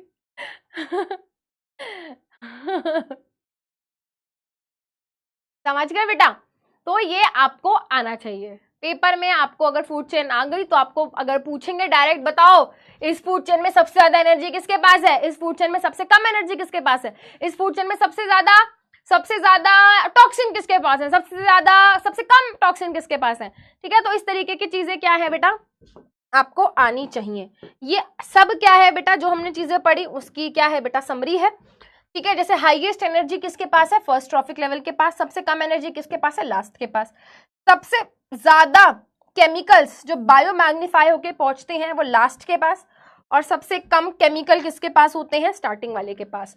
उसके अलावा बेटा एक चीज, फ्लो ऑफ एनर्जी जो होती है फूड चेन में हमेशा क्या है, यूनिडायरेक्शनल है। मान लो हमने ये बोला कि सनलाइट की मदद से प्लांट ने क्या किया, खाना बनाया, और उस खाने को बेटा मान लो डियर ने खाया और डियर को लायन खा गया। तो एनर्जी का ट्रांसफर कहां से कहां हो रहा है बेटा, एनर्जी का ट्रांसफर यहां से यहां हो रहा है। ठीक है, एनर्जी का ट्रांसफर यहां से यहां हो रहा है ना। बाहर से सनलाइट सोलर एनर्जी को यूज करके प्लांट को एनर्जी मिलती है, प्लांट से फिर डियर को एनर्जी मिलती है, डियर से लायन को एनर्जी मिलती है। यूनिडायरेक्शनल मतलब सिंगल डायरेक्शन में जा रहा है, और वो डायरेक्शन क्या है, towards higher trophic level. Single direction है, इस तरफ नहीं जाता है ना। ऐसा नहीं होता कि सनलाइट प्लांट को एनर्जी देने के बाद बोले कि चल मेरी सनलाइट वापस कर, मेरी एनर्जी वापस कर, मेरे को एनर्जी वापस मांगता है ना। प्लांट को बेटा एक बार डियर खा गया, डियर को एनर्जी मिल गई, तो प्लांट और डियर लड़ते नहीं है कि मेरी एनर्जी वापस कर, मुझे वापस चाहिए अपनी एनर्जी, ऐसा नहीं है। ठीक है, और यहाँ पे बेटा इससे भी बहुत इंपॉर्टेंट एक क्वेश्चन बनता है कि फूड चेन के अंदर जनरली हमको 4 से 5 स्टेप्स ही क्यों देखने को मिलते हैं, इससे ज्यादा स्टेप्स देखने को क्यों नहीं मिलते, है ना। आपने देखा होगा बेटा, मैंने जितनी भी फूड चेन बनाई, प्लांट, फ्लाई, है ना, प्लांट के बाद ग्रास हॉपर सेकेंड नंबर पे, तीसरे नंबर पे हमारा फ्रॉग हो गया, चौथे नंबर पे अपना स्नेक हो गया, 5वें नंबर पे ईगल हॉक कुछ हो गया। हम इससे ज्यादा स्टेप्स क्यों नहीं बना रहे हैं, क्योंकि 10% लॉ, भाई 10% लॉ क्या कहता है कि हर ट्रॉफिक लेवल पर 90% एनर्जी वेस्ट हो रही है और केवल 10% एनर्जी आगे जा रही है। तो आखिरी तक आते आते इतनी एनर्जी बचती ही नहीं है कि आगे क्या हो सके बेटा, आगे वाले एनर्जी को, आगे वाले बंदे को, आगे वाले ट्रॉफिक लेवल को वो क्या कर सके, सस्टेन कर सके। बच्चा कह रहा है कि मैम क्यों, देख बेटा देखो समझो इस चीज को। जैसे कि मैंने यहाँ पे बेटा एग्जाम्पल लिया कि अपने पास क्या है, अपने पास ग्रास है, ग्रास को ग्रास हॉपर ने खा लिया। ठीक है, ग्रास हॉपर को बेटा मान लो फ्रॉग ने खा लिया, फ्रॉग को स्नेक ने खा लिया, और स्नेक को बेटा मान लेते हैं कोई ईगल हॉक ने खा लिया। ठीक है, अब बेटा यहाँ पर कितने लेवल्स बनाए मैंने, trophic level 1, trophic level 2, trophic level 3, trophic level 4 and trophic level 5। ठीक है, अब देख बेटा क्यों क्यों इतने ही क्यों है, इससे ज्यादा क्यों नहीं है? इसकी वजह है 10% लॉ। 10% लॉ क्या कहता है कि हर ट्रॉफिक लेवल पे एनर्जी का कितना ट्रांसफर होता है, केवल 10%, बाकी की 90% एनर्जी कहाँ चली गई? टाटा बाय बाय, गया गुड बाय, कहाँ? हीट के फॉर्म में निकल गई। तो मान लो बेटा मैं ये बोल रही हूं कि ग्रास के पास 10,000 जूल एनर्जी है, तो इसको क्या मिलेगा? 10,000 जूल का 10% क्या होगा? 1000 जूल। इसका 10% आगे वाले के पास जाएगा, 1000 का 10% 100 जूल। 100 जूल का 10% क्या होगा? 10 जूल। ठीक है, 10 जूल का 10% क्या होगा? जल्दी बताओ। 1 जूल। क्या बचा है बेटा? आगे जाने लायक कुछ बचा भी है? इसके बाद क्या ही मिलेगा? सामने वाला कहेगा भाई तू रहने दे, तू अपने पास ही रख, मुझे नहीं चाहिए। कि अगर मान लो कोई होता भी है ना, अगर मान लो बेटा कोई होता भी तो बेटा क्या मिलता उसको? 0.1 जूल। भाई क्या करूं मैं इतनी एनर्जी का? बेइज्जती कर रहा है क्या तू मेरी? है क्या है ये? क्या है? क्या करूं मैं इतनी सी एनर्जी का? ये चिल्लड़ किसको दे रहे हो आप, है ना? Last one will be like कि चिल्लड़ आप अपने पास ही रखिए, मुझे नहीं चाहिए। भाई ये एनर्जी काफी नहीं है जिंदा रहने के लिए, भाई सस्टेन करने के लिए ये एनर्जी काफी नहीं है। This is very less, very very very less, बहुत कम अमाउंट ऑफ एनर्जी है and this is not enough. ये एनर्जी क्या है बेटा? काफी नहीं है, very less amount of energy. तो एनर्जी का ट्रांसफर इतना ज्यादा है ना, एनर्जी के ट्रांसफर के दौरान क्या होता है? एनर्जी लॉस इतना ज्यादा हो जाता है कि आखिरी में आते आते कुछ रह ही नहीं जाता। तो आगे का ट्रांसफर करके करेंगे भी क्या? बच्चे कह रहे हैं चाइना वालों को चाहिए। डीकंपोजर्स को, बिल्कुल डीकंपोजर्स को मिलेगा बेटा। बट आप ये बात देखो, यहाँ पे डीकंपोजर्स की एक बहुत अच्छी बात ये है बेटा, फ्रॉग क्या कर रहा है? फ्रॉग ग्रास हॉपर से एनर्जी ले रहा है। स्नेक क्या कर रहा है? वो फ्रॉग से एनर्जी ले रहा है। हॉक क्या कर रही है? वो इससे एनर्जी ले रही है। पर डीकंपोजर्स की बल्ले बल्ले है बेटा, उसको फर्क नहीं पड़ता। भाई तू मरेगा, वो तेरी बॉडी डिकम्पोज करेगा, तेरे से भी एनर्जी लेगा। भाई तुम मरोगे, वो तुम्हारी बॉडी भी डिकम्पोज करेगा, तुमसे भी एनर्जी लेगा। भाई तुम मरोगे, वो तुमसे भी एनर्जी लेगा। तुम मर जाओगे, तुमसे भी एनर्जी लेगा। तुम मर जाओगे तो तुमसे भी एनर्जी लेगा। भाई उसको हर जगह से एनर्जी मिल रही है, उसको टेंशन नहीं है बेटा। डिकम्पोजर हर जगह से मजे ले रहे हैं, दे आर हैप्पी। जो आ जाए सबको डिकम्पोज कर डालेंगे। डिकम्पोजर चाइना वाले हैं, हाँ कुछ भी खा सकते हैं, समझ रहे हो बेटा? तो ये क्वेश्चन भी बनता है कि डीकंपोजर्स कौन से ट्रॉफिक लेवल से एनर्जी लेते हैं? ऑल ट्रॉफिक लेवल, ठीक है, वो सब ट्रॉफिक लेवल से, है ना। डीकंपोजर्स का ऑरा प्लस प्लस है बेटा, उनकी टेंशन मत लो तुम, हमसे ज्यादा समझदार है वो, ठीक है। तो डीकंपोजर्स एक्चुअली में क्या है बेटा? ऑरा प्लस प्लस वाले ऑर्गेनिजम्स हैं। असली हीरो तो वही है बेटा, सबसे एनर्जी ले रहे हैं वो, है ना। तो मैं यहां पे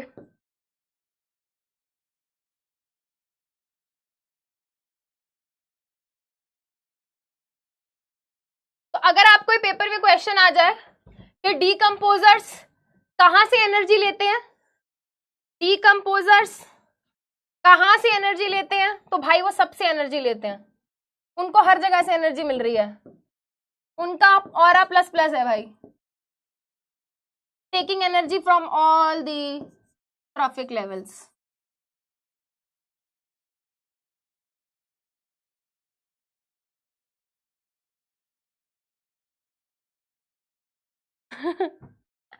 ठीक है, चलो अब कोई क्लास खत्म नहीं हो रही है, जल्दी से बेटा 2 एनवायरमेंटल प्रॉब्लम्स के बारे में बात करेंगे। बहुत छोटे छोटे से टॉपिक है ना, बिल्कुल नन्हे मुन्ने से टॉपिक है आपके जैसे, और आपने पढ़े भी हुए हैं। ओजोन लेयर के बारे में आपने पढ़ा हुआ है, ठीक है।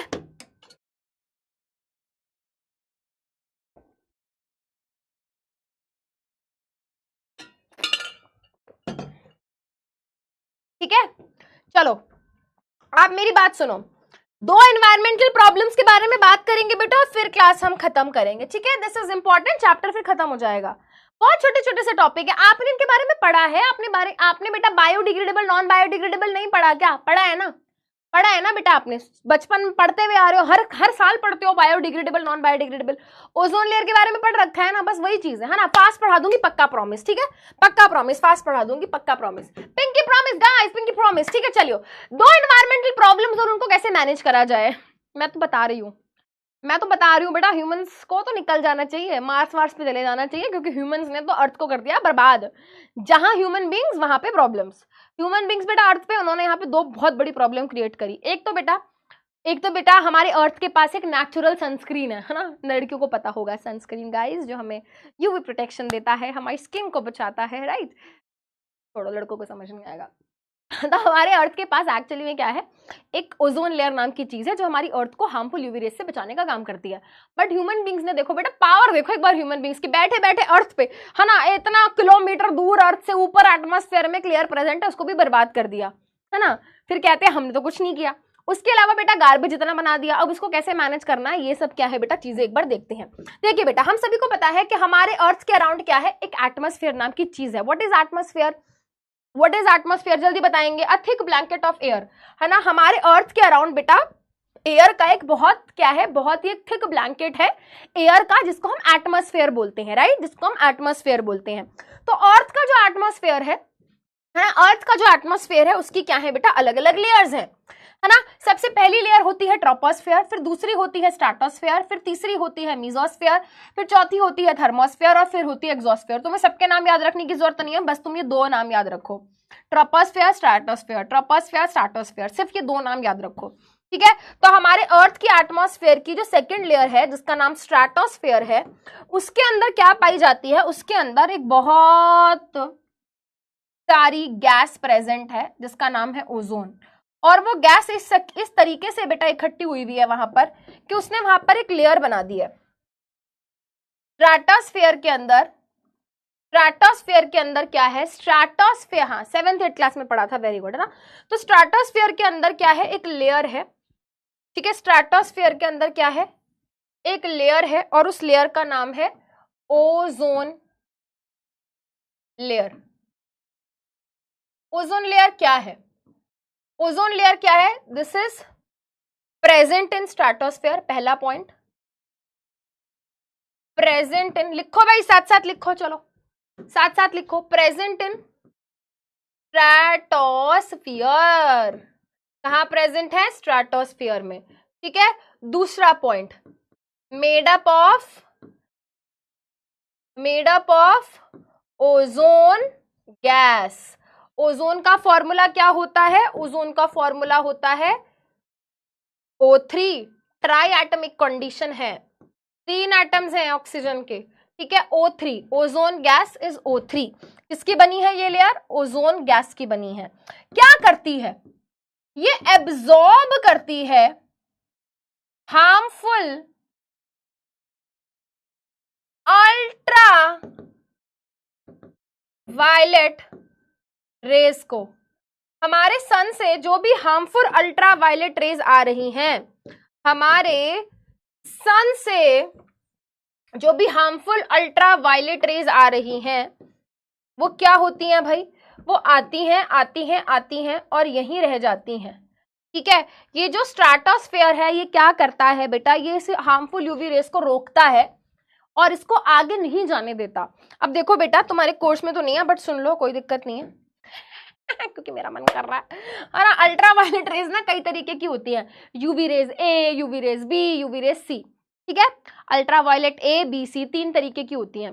जो अल्ट्रा वायलेट ए रेज होती हैं वो बहुत ज्यादा ये नहीं रोक पाता, पास ऑन हो जाती हैं, बट ये बहुत ज्यादा हार्मफुल भी नहीं होती। जो अल्ट्रा वायलेट बी रेज होती हैं वो काफी हार्मफुल होती हैं और सी भी हार्मफुल होती हैं। और ये ज्यादातर जो होता है ना, ये जो ओजोन लेयर होता है ये ज्यादातर बी और सी, है ना। अल्ट्रा वायलेट ए और अल्ट्रा वायलेट बी जो रेज होती हैं उनको एब्जॉर्ब करता है, हर तरीके की नहीं करता, क्योंकि किसी किसी को लगता है कि सॉरी कर देता है, ठीक है। अल्ट्रा वायलेट बी और सी को सबसे ज्यादा ये क्या करता है, एब्जॉर्ब करता है, ठीक है। तो ये काम है इसका, तो हम क्यों पढ़ रहे हैं मैम, हमें क्या जरूरत है बेटा, जरूरत ये है कि तुम जैसे पापी लोगों ने सॉरी तुम नहीं, हम जैसे पापी लोगों ने क्या किया, हमने क्या किया बेटा, ह्यूमन बींग्स ने कुछ ऐसे केमिकल्स बनाए जिन्होंने क्या किया बेटा, इस ओजोन लेयर को डिप्लीट कर दिया, है ना, इस ओजोन लेयर को क्या कर दिया, डिप्लीट कर दिया। डिप्लीट का मतलब हमेशा ये नहीं होता कि यहां से ओजोन लेयर गायब हो गई है, हमेशा ये नहीं होता बेटा। डिप्लीट का मतलब हमेशा ये नहीं होगा कि ओजोन लेयर यहां से फट गई है बेटा। डिप्लीट का मतलब ये भी हो सकता है कि यहां से ओजोन लेयर क्या हो गई है, यहां से ओजोन लेयर पतली हो गई है। इसका मतलब ये भी हो सकता है बेटा कि ओजोन लेयर अब उतनी ज्यादा हेल्दी नहीं रही जितनी होनी चाहिए थी। अब बेटा आप ये खुद बताओ, अगर यहाँ से ओजोन लेयर मान लो डैमेज हो गई है, डिप्लीट हो गई है, पतली हो गई है, तो ऑब्वियस यहाँ पे चांसेस है कि यहाँ से जो सनरेज आएंगी वो क्या होंगी बेटा, क्रॉस करके यहाँ चली जाएंगी। कुछ भी केस हो सकता है ना, हमेशा ये नहीं है कि गायब ही हो जाएगी, गायब, है ना, हो सकता है यहाँ पे बेटा डैमेज हो गया। तो अल्ट्रा वायलेट रेस क्या हो जाती हैं बेटा, अल्ट्रा वायलेट रेस पास करके, इसको ओजोन लेयर को पास करके हमें यहाँ पर अर्थ पे पहुंचती हैं और हमें डैमेज कॉज करती हैं, ये बीमारियां कॉज करती हैं। जैसे कि बेटा ओजोन लेयर अगर डिप्लीट हो गई तो क्या नुकसान है, नुकसान ये है कि ये सारे यू अल्ट्रा वायलेट रेस कहाँ पहुंचेंगी, अर्थ पे पहुंचेंगी। ओजोन लेयर डैमेज हो गई तो क्या होंगी, सारी अल्ट्रा वायलेट रेस अर्थ पे पहुंचेंगी, ठीक है। और ये क्या करती हैं बेटा, ये डिजीज कॉज करती हैं, ये डिजीज कॉज करती हैं। जैसे कि बेटा अल्ट्रा वायलेट रेज अर्थ पे पहुंचेंगी तो बेटा ये कौन सी डिजीज कॉज करेंगी, हमारी स्किन पे आएंगी तो स्किन कैंसर होगा। कैटरैक्ट बेटा, मोतिया बोलते हैं जिसको, है ना, आंख में मोतिया हो जाता है, जैसे सफेद मोतिया, कैटरैक्ट, है ना। जो ये आंख होती है बेटा, ये क्लाउडी सी होने लगती है। डीएनए को डैमेज करती है बेटा, ये हमारे डीएनए इससे डैमेज होता है, हमारी इम्यूनिटी इससे कम होती है बेटा। सनबर्न्स हो जाते हैं, है ना, स्किन जल जाती है स्लोली। उसके अलावा बेटा जो क्रॉप्स की प्रोडक्टिविटी है वो कम होती है, ठीक है। उसके अलावा बेटा हमारी जो मरीन लाइफ है ना, हमारी जो समंदर के अंदर बेटा जो एक्वाटिक ऑर्गेनिजम्स हैं उनके ऊपर भी क्या है बेटा, इसका इफेक्ट आता है, उनके ऊपर भी बेटा क्या है, इसका इफेक्ट आता है, ठीक है। चलो अब पहली चीज तो ये हो गई, ठीक है। अब देखो मैम इतने ऊपर जाके, है ना, इतने ऊपर जाके, है ना, इतना कई किलोमीटर ऊपर जाके ये ओजोन लेयर कैसे बनी, है ना, कैसे बनी, इसके ऊपर बेटा पेपर में क्वेश्चन आता है कि स्ट्रेटोस्फीयर में ओजोन का प्रोडक्शन कैसे हुआ। स्ट्रेटोस्फीयर में ओजोन का प्रोडक्शन कैसे हुआ, ये इंपॉर्टेंट है, ठीक है, ये इंपॉर्टेंट है, ध्यान से सुनेंगे, ठीक है। यहाँ पे दो केमिकल रिएक्शन होते हैं, क्या होते हैं, दो केमिकल रिएक्शन होते हैं। पहला स्टेप क्या, पहला स्टेप ये कि होता क्या है, ऑक्सीजन बेटा हमारे एटमॉस्फेयर में प्रेजेंट होती है, यस मैम होती है, एटमॉस्फेयर में ऑक्सीजन है, बिल्कुल है। अब ये ऑक्सीजन क्या होती है बेटा, in the presence of ultraviolet rays, ultraviolet rays में क्या होती है बेटा, काफी ज्यादा हाई एनर्जी होती है ना। लाइट की वजह से कोई केमिकल कंपाउंड टूट सकता है, पढ़ते हो ना बेटा, थर्मल डिकम्पोजिशन पढ़ते हो, फोटोलिटिक डिकम्पोजिशन पढ़ते हो, इलेक्ट्रोलिटिक डिकम्पोजिशन पढ़ते हो बेटा। तो ये बताओ बेटा मुझे, यहां पर अगर मैं लाइट एनर्जी दूं तो क्या ये टूट सकता है, जल्दी बताओ क्या ये टूट सकता है, यस मैम टूट सकता है। तो होता क्या है बेटा, ये सब हमारे स्ट्रेटोस्फीयर में हो रहा है। स्ट्रेटोस्फीयर के अंदर क्या होता है बेटा, हार्मफुल अल्ट्रा वायलेट रेडिएशन या रेज के कारण क्या होता है, ये ऑक्सीजन, है ना, ये ऑक्सीजन क्या होता है, ये ऑक्सीजन का जो मॉलिक्यूल है ना, दो ऑक्सीजन के एटम्स जुड़े हुए हैं, ये क्या हो जाते हैं बेटा, अलग हो जाते हैं, है ना, ये दोनों अलग हो जाते हैं, दोनों रो रहे हैं, जिंदगी में कोई कभी आए ना रब्बा, आए तो कभी तो फिर जाए ना रब, है ना, ऐसे ऐसे रो रहे हैं दोनों, हम तो अलग हो गए, हमारा तो जन्मों जन्मों का साथ था, अब मैं क्या करूं, है ना, दोनों रो रहे हैं बेचारे, बिछड़ गए, है ना, अलग हो गए दोनों। अब यहाँ पर बेटा, है ना, थोड़े दिन का ही रोना धोना होता है ना, टिपिकल जेंजी बिहेवियर, है ना, तो ये थोड़े दिन का रोना धोना था। फिर यहाँ पे क्या हुआ बेटा, अब ऑक्सीजन के मॉलिक्यूल्स और भी थे स्ट्रेटोस्फीयर में, तो स्ट्रेटोस्फीयर के अंदर और जो ऑक्सीजन के मॉलिक्यूल थे, है ना, इन्होंने क्या किया, अरे दीदी हमसे बात कर लो, दीदी हमसे बात कर लो प्लीज, दीदी तो बेटा ये वाला ऑक्सीजन या ये वाला कोई भी हो सकता है, कहता है दीदी प्लीज हमसे बात कर लो, हमसे बॉन्ड बना लो, ठीक है। तो ये कहती है ठीक है, तो ये दोनों क्या कर लेते हैं भाई, ये दोनों बॉन्ड बना लेते हैं। अब ये वाला ऑक्सीजन और है ना ये O2 और ये ऑक्सीजन बेटा जब जुड़ जाएंगे तो जल्दी बताओ क्या बनाएंगे, बताओ क्या बनेगा, जल्दी बताओ क्या बनेगा। वेरी गुड बेटा, ये डाई एटमिक कंडीशन है ना, दो ऑक्सीजन के एटम ये पहले से साथ में है, एक और आके जुड़ गया, हमको भी अपनी टीम में ला लो, इनको आप तीनों की मिलके एक टीम हो गई है, O3 ओजोन बन गया गाइस, कांग्रेचुलेशन। तो ओजोन गैस बन जाती है गाइस।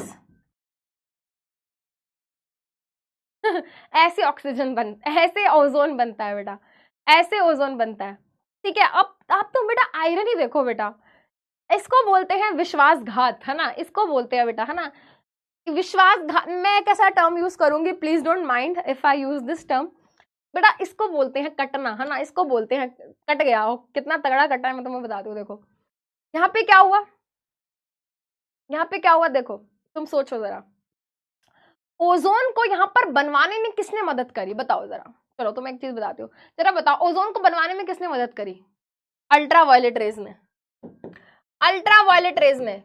एक्चुअली में देखा जाए अल्ट्रा वायलेट रेज का एक बहुत बड़ा रोल है, अगर अल्ट्रा वायलेट रेज या अल्ट्रा वायलेट रेडिएशन इसको ना तोड़ते तो ये ना होता, और अगर ये नया होते बेटा तो ये दोनों जुड़ के ओजोन ना बना पाते, राइट। अब देखो, एक तो अल्ट्रा वायलेट रेज ने ओजोन का फॉर्मेशन कराया, उसके थोड़े टाइम बाद क्या हुआ बताना जरा, उसके थोड़े टाइम बाद इस ओजोन ने इस अल्ट्रा वायलेट रेडिएशन को ही क्या कर दिया, block block block block block block. कौन, अल्ट्रा वायलेट रेज भाई, अरे कहां, एक तो इस अल्ट्रा वायलेट रेज ने इस ओजोन का फॉर्मेशन कराया, और बाद में जब ये अल्ट्रा वायलेट रेज अंदर जाने की कोशिश कर रही थी तो उसने, ओजोन लेयर ने कहा कि मैं नहीं जाने दूंगी, मैं नहीं जाने दूंगी, no no no no no, है ना। तो देखो बेटा कितना गलत हुआ, अल्ट्रा वायलेट रेज ने ओजोन का फॉर्मेशन कराया और बाद में ओजोन गैस बोल रही है मैं नहीं जाने दूंगी तुमको, bye bye, I don't know who are you, please go back, Simon go back,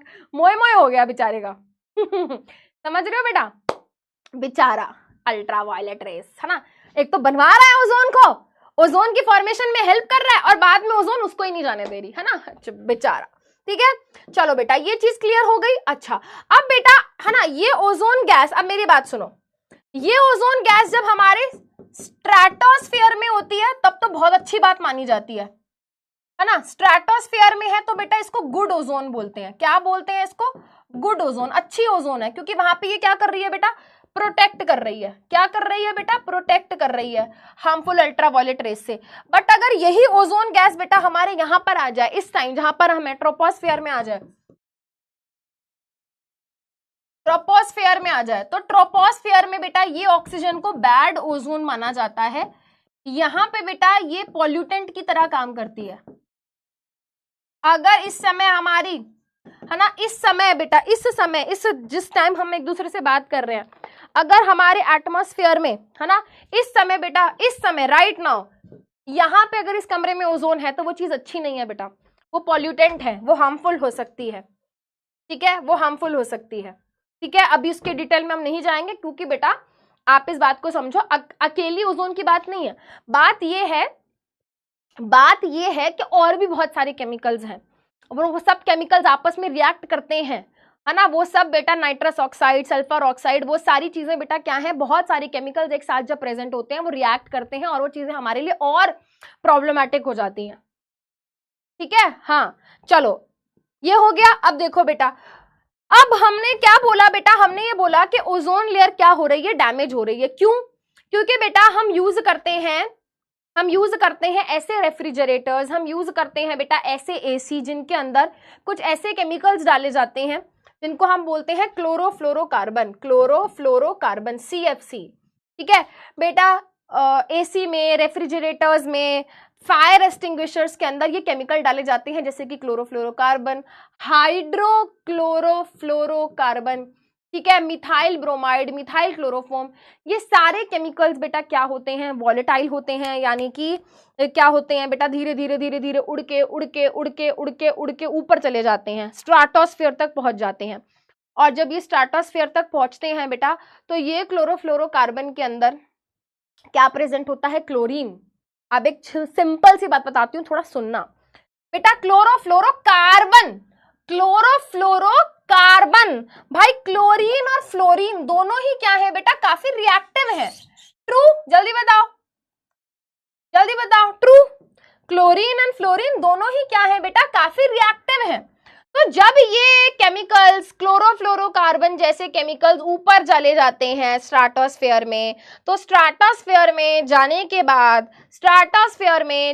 बाद ये अल्ट्रावायलेट रेज की मदद से क्या होते हैं, टूट जाते हैं। यानी कि क्लोरोफ्लोरोकार्बन का क्लोरीन, फ्लोरीन, कार्बन अलग हो जाता है, ये तीनों चीजें अलग हो जाती हैं। और ये क्लोरीन क्या करता है बेटा, ये क्लोरीन क्या करता है, ये जाके ओजोन लेयर के साथ पंगे लेता है और ओजोन लेयर के मॉलिक्यूल को तोड़ देता है। ओजोन लेयर का जो O3 होता है ना बेटा, वो टूट जाता है इस तरीके से, जिसके कारण ओजोन डैमेज हो जाती है। तो क्लोरोफ्लोरोकार्बन क्या कर रहे हैं, डैमेज कॉज कर रहे हैं। यहाँ पे ना एक क्वेश्चन आया था पेपर में,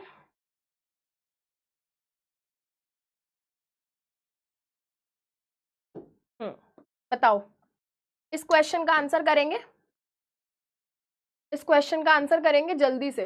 बोर्ड के पेपर में क्वेश्चन आया है बेटा 2023 में, 2023 में क्वेश्चन आया, आंसर करेंगे। मैं 1 मिनट में आ रही हूँ।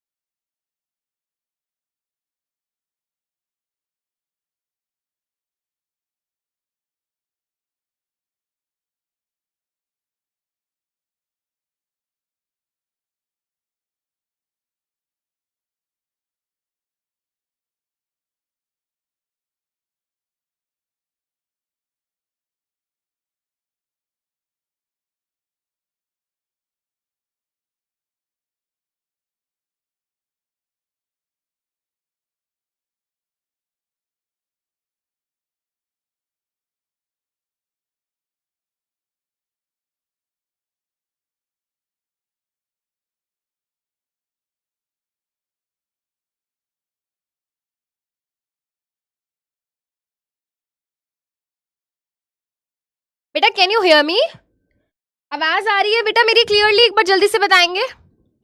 मैमड़ी कहाँ गई मैमड़ी, जल्दी बताएंगे, आवाज आ रही है, जल्दी बताओ, जल्दी जल्दी जल्दी जल्दी जल्दी बताएंगे।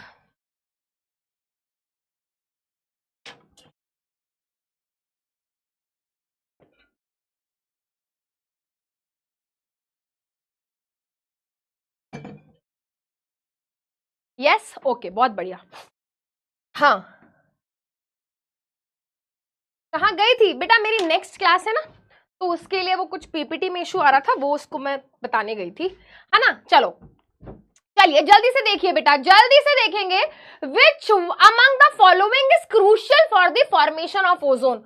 ओजोन की फॉर्मेशन कैसे हो रही है, सबसे पहले ऑक्सीजन का मॉलिक्यूल यूवी रेस की वजह से क्या हो रहा है ना, अलग अलग ऑक्सीजन के एटम्स अलग हो जाते हैं, और फिर बाद में यही ऑक्सीजन क्या होती है बेटा, है ना, ऑक्सीजन गैस O2 ऑक्सीजन के साथ कंबाइन होके बेटा ओजोन बनाता है। तो यहाँ पे बेटा सनलाइट का जो यूवी रेज है वो हेल्प कर रहे हैं फॉर्मेशन में, तो आंसर ऑप्शन बी हो गया। ये बेटा बोर्ड के पेपर के अंदर क्वेश्चन आया था, ठीक है, और बहुत सारे बच्चे गलत करके आ गए थे।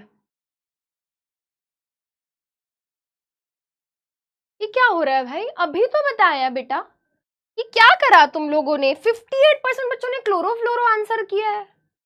फॉर्मेशन बेटा, फॉर्मेशन, ये क्या, ये तुम इस वर्ड को नहीं जानते हो क्या, फॉर्मेशन, बनना, बेटा बोर्ड के पेपर में आया हुआ क्वेश्चन है यार, तुम ऐसे गलती करके आओगे तो गलत नहीं हो जाएगा फिर? ये तो गलत बात है बेटा। अभी मैंने 5-7 मिनट इसी चीज के ऊपर डिस्कशन किया।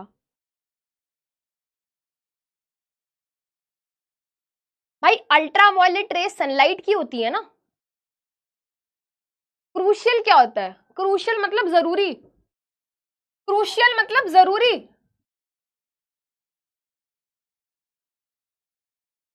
भाई अब तुम्हें थोड़ी वोकैब पे ध्यान देना पड़ेगा बेटा। सॉरी मैडम गलती हो गई। पेपर में मत करना गलती, ऐसे क्वेश्चन आएंगे बेटा पेपर में। यूवी रेज अगर ज्यादा हो जाए तो ह्यूमन बींग्स पे क्या इफेक्ट होगा? इम्यून सिस्टम डैमेज होगा, ट्रू। स्किन कैंसर होगा, ट्रू। डैमेज होगा लंग्स पे बेटा, लंग्स पे डैमेज या तो स्मोकिंग से होगा या टीबी से होगा, यूवी रेस का इफेक्ट नहीं है। पेप्टिक अल्सर बेटा, पेप्टिक अल्सर एक बैक्टीरिया की वजह से होते हैं जिसका नाम होता है हेलिकोबैक्टर पाइलोरी, तो ये भी आंसर नहीं होगा। ए और सी आंसर बेटा क्या हो जाएगा? Option C. ठीक है, चलो इस तरीके के क्वेश्चंस के लिए रेडी रहना है। ठीक है, इस तरीके के क्वेश्चंस के लिए रेडी रहना है। ठीक है, बिल्कुल लास्ट टॉपिक पे आ जाते हैं और फिर अपनी क्लास खत्म करेंगे। आई नो थोड़ा सा यहाँ पर हो गया। अच्छा एक चीज और है यार, है ना, एक चीज और है, मैक्स टू मैक्स बस 10 मिनट पक्का, गिनती के 10 मिनट में हम क्लास खत्म कर देंगे, ये मेरी गारंटी है गाइस। ठीक है, चलो यहाँ पे बेटा ये भी इंपॉर्टेंट है, देख लो। अब जब ये सब चल रहा था, जब ये सब हो रहा था, तो बड़े बड़े देश के, है ना, बड़े बड़े देश के लीडर्स ने एक दूसरे को फोन घुमाया कि अरे भाई साहब क्या कर रहे हो, मरवाओगे क्या, मरवाओगे क्या भाई साहब, ये क्या चल रहा है, हम मर जाएंगे एक दिन सारे के सारे। ठीक है, तो एक्चुअली बेटा मैं आपको बताती हूँ 1970s में ना, 1970s में उस टाइम पे बेटा देखा गया कि हमारी जो ओजोन लेयर थी बहुत ज्यादा डैमेज हो गई थी। अंटार्कटिका के तो ऊपर से बेटा गायब होने वाली थी, गायब होने वाली थी ओजोन लेयर, इतनी ज्यादा डैमेज हो गई थी। ठीक है, क्योंकि उस टाइम पे यार बहुत ही रैपिडली अर्बनाइजेशन हुआ उस टाइम पर, है ना, तो बहुत ज्यादा केमिकल्स उस टाइम बनाए गए, उस लेवल की रिसर्च नहीं थी कि इम्पैक्ट क्या है, मतलब ये सब चीजों को ज्यादा स्टडी नहीं करते थे। ठीक है, तो बट उस टाइम पे बेटा क्या हुआ, क्या हुआ, है ना, यूएनओ का एक विंग है जिसको हम बोलते हैं यूनाइटेड नेशंस एनवायरनमेंट प्रोग्राम, है ना, तो सबने एक दूसरे को फोन घुमाया गया, भाई साहब एक काम करो वहां पे मिलो आप, वहां मिलो आप, वहां मॉन्ट्रियल में मिलो, है ना, मॉन्ट्रियल एक्चुअली एक शहर है कनाडा में। वहां पे बेटा अलग अलग देशों के लीडर्स क्या हुए बेटा 1987 में क्या हुए बेटा, इकट्ठे हुए और उन सब ने क्या किया बेटा, एक एग्रीमेंट साइन किया कि देखो भाई अब जो हो गया सो हो गया, इसके बाद अब हम क्लोरोफ्लोरोकार्बन्स का प्रोडक्शन नहीं करेंगे। क्या हुआ 1987 में दुनिया के सारे, है ना, दुनिया के मैक्सिमम बड़े बड़े देश के लीडर्स इकट्ठे हुए और एक मीटिंग, है ना, एक मीटिंग जिसको नाम दिया जाता है, मतलब एक मीटिंग हुई जिसको मॉन्ट्रियल प्रोटोकॉल बोलते हैं। क्या बोलते हैं? Montreal protocol. एनसीईआरटी में तो नहीं दिया हुआ शायद से,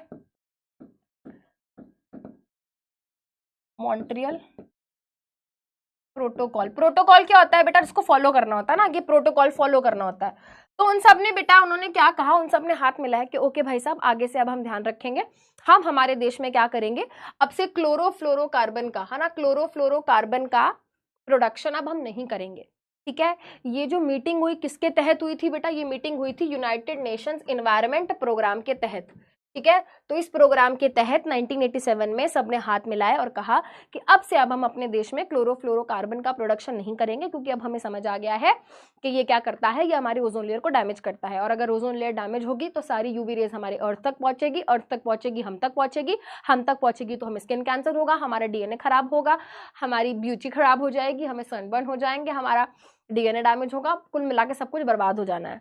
ठीक है, तो ये सब हुआ और इसका इफेक्ट बेटा, है ना, काफी देखा गया। एक टाइम आ गया था जब ऑस्ट्रेलिया के अंदर बहुत ज्यादा स्किन कैंसर के केसेस बढ़ गए थे, क्योंकि उस एरिया में, है ना, उस एरिया में काफी ज्यादा पतली हो गई थी ओजोन लेयर। ठीक है, तो देखो बेटा ओवर द ईयर्स, देखो इस टाइम पे बेटा ये जो है ना, आप देखोगे ये जहां से आपको थोड़ा डार्क ब्लू दिख रहा है, तो यानी कि यहाँ पे थोड़ी बहुत हेल्दी ओजोन बची है, यहाँ से क्या हो गया है, काफी पतली हो गई है। बट जैसे जैसे जैसे जैसे टाइम बढ़ता गया बेटा, ओजोन लेयर हील होती चली गई और अब तो काफी बेटर हो गई है गाइस, कंग्रेचुलेशंस, काफी बेटर है बेटा, इस टाइम पे स्थिति काफी बदल चुकी है, काफी बेटर हो चुकी है। ठीक है, चलो which one of the following is not related to ozone layer बेटा, कैटरैक्ट भी होता है, स्किन कैंसर भी होता है, सनबर्न भी होते हैं, ट्यूबरकुलोसिस बेटा बैक्टीरिया से होता है। तो आंसर ऑप्शन सी होगा। ठीक है, चलो गाइस ये देखो, तो मैं दिल्ली का पहाड़ दिखाती हूँ। दिल्ली के अंदर एक पहाड़ है बेटा, यहाँ पे बोटिंग भी होती है, यहाँ पे पैराग्लाइडिंग भी होती है, यहाँ पर बहुत कुछ होता है। पहाड़ दिख रहा है तुमको ये? गाइस गाइस देखो जरा, दिल्ली की ब्यूटी देखो एक बारी। This is the beautiful Delhi guys. I am sorry, I should not see like this, but Delhi के अंदर ऐसे बहुत सारे पहाड़ हैं बेटा। ठीक है, जब आप उनको दूर से देखोगे तो आपको लगेगा वाह पहाड़, पर जब पास जाओगे तो आपको रियलाइज होगा बेटा ये पहाड़ बने हुए हैं किससे? ये पहाड़ बने हुए हैं बेटा, ये माउंटेन्स हैं बेटा गार्बेज के। ठीक है, माउंटेन्स हैं बेटा ये गार्बेज के। दिस इज फुल ऑफ कचरा। ठीक है, दिस इज फुल ऑफ कचरा। ऐसे 2-3 पहाड़ हैं दिल्ली के अंदर। अगर आप इस वाली बेल्ट में रहते हो, ये चंडीगढ़, अंबाला, सोनीपत, पानीपत वाली साइड, तो अगर आप वहां से कभी दिल्ली की तरफ आए हो तो आपको पता होगा वहां पे एक एरिया पड़ रहा है जिसको हम बोलते हैं बाईपास। ठीक है, जो बच्चे होंगे उस एरिया के तो उनको पता होगा। वहां पे आप जैसे ही दिल्ली में बेटा एंटर करते हो तो आपको एक पहाड़ दिखाई देता है और देख के लगता है कि वाह पहाड़ है ना, वाह पहाड़। बेटा वो पहाड़ इससे बना हुआ है, कचरे से बना हुआ है ना, गाजीपुर का। एग्जैक्टली है ना, एक गाना भी है गाजीपुर का खत्ता। राइट, खत्ता क्या होता है? इसको बोलते हैं बेटा खत्ता, है ना। एक गाना है ना, गाजीपुर का खत्ता, मेरी पहचान पहचान मुझे तेरे जंग का, शेर खान करूँ ना किसी का भी एहसान बाप। Right, there is song. तो इसके ऊपर बेटा क्या है, इसके ऊपर ये एक्चुअली में this is full of garbage. तो ये क्या है यार? दिस इज रिजल्ट ऑफ के हमने क्या किया, हमने इतना वेस्ट बनाया, इतना वेस्ट हमने डिस्पोज कर दिया कि ये हाल हो गया। ठीक है, तो बात ये है कि वेस्ट को हम ढंग से मैनेज नहीं कर रहे हैं। वेस्ट को हम कैसे मैनेज कर सकते हैं?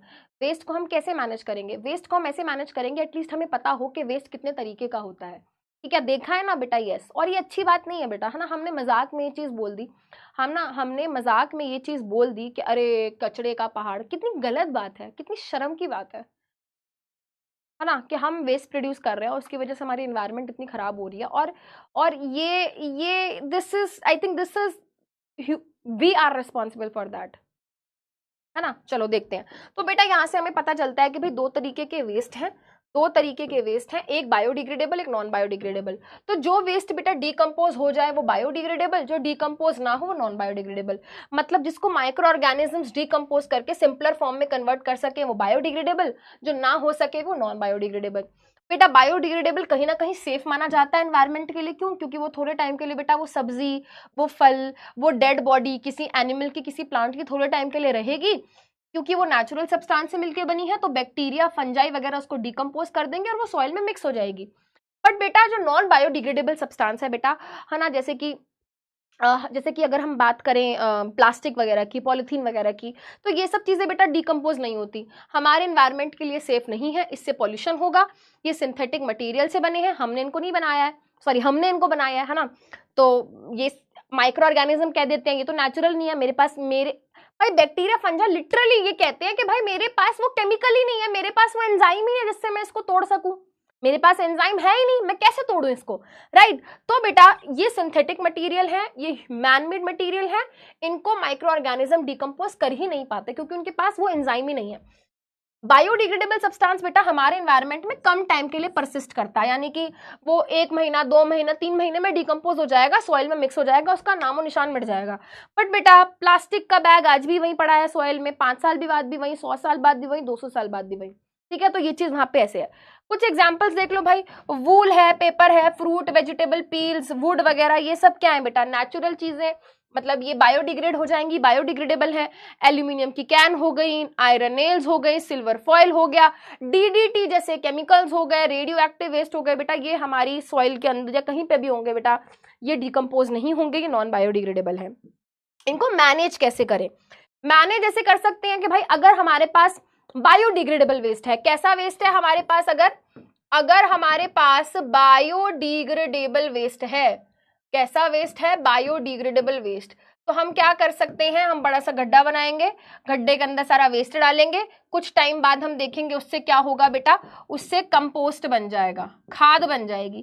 कंपोस्ट को हम क्या करेंगे, हम सॉइल में ऐड करेंगे, तो ये हमारे लिए अच्छी चीज हो गई, है ना। बायोडिग्रेडेबल वेस्ट से हम कंपोस्ट बना सकते हैं। इसके अलावा हम क्या कर सकते हैं भाई, वेस्ट को हम क्या कर सकते हैं, लैंडफिल कर सकते हैं। हम सारा कचरा लेंगे, है ना, जमीन में एक बहुत बड़ा सा गड्ढा बनाएंगे, जमीन में बहुत सारा गड्ढा बनाएंगे और गड्ढे के अंदर वो सारा वेस्ट डाल देंगे। अब बेटा इस वेस्ट में से जो भी बायोडिग्रेडेबल चीजें होंगी वो तो डिकम्पोज होके कहाँ चली जाएंगी, सॉइल में चली जाएंगी।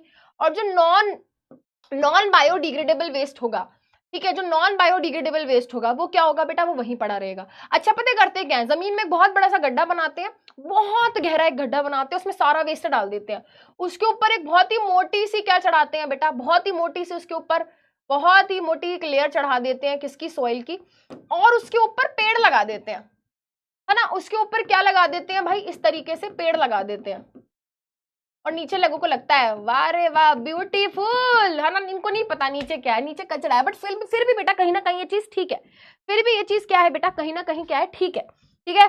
जो मैं बता रही हूँ ना बेटा, वो बाईपास पे, दिल्ली वाले बाईपास पे, जो वहां सोनीपत पानीपत वहां से आते हैं, वहां पे ऐसे पहाड़ भी बने हुए हैं एक्चुअली में, सुंदर भी लगता है ना, ऐसे ऐसे वहां पे मूर्तियां भी लगा रखी हैं तो एक्चुअली बना रखा है वहां पे, ठीक है। चलो सॉइल से कवर कर देते हैं, बायोडिग्रेडेबल चीज चली गई, सॉइल के अंदर डिकम्पोज हो गई कुछ टाइम बाद, और जो प्लास्टिक वगैरह है वो सब यहीं पड़ा रह जाता है, ठीक है। उसके अलावा अरे एक स्लाइड गायब हो गई। इसके अलावा बेटा एक चीज होती है जिसको हम बोलते हैं इंसिनरेशन, है ना, यहाँ पे नहीं है, ओ माय गॉड माता जी, है ना, इंसिनरेशन, इंसिनरेशन। उसमें क्या करते हैं बेटा, वेस्ट को क्या कर देते हैं, जला देते हैं, वेस्ट को क्या करते हैं बेटा, वेस्ट को एकदम जला देते हैं और उसकी ऐश बना देते हैं, ठीक है। इंसिनरेशन में क्या करते हैं, हो गए 10 मिनट, अच्छा ठीक है, हो गया, चैप्टर भी खत्म हो गया।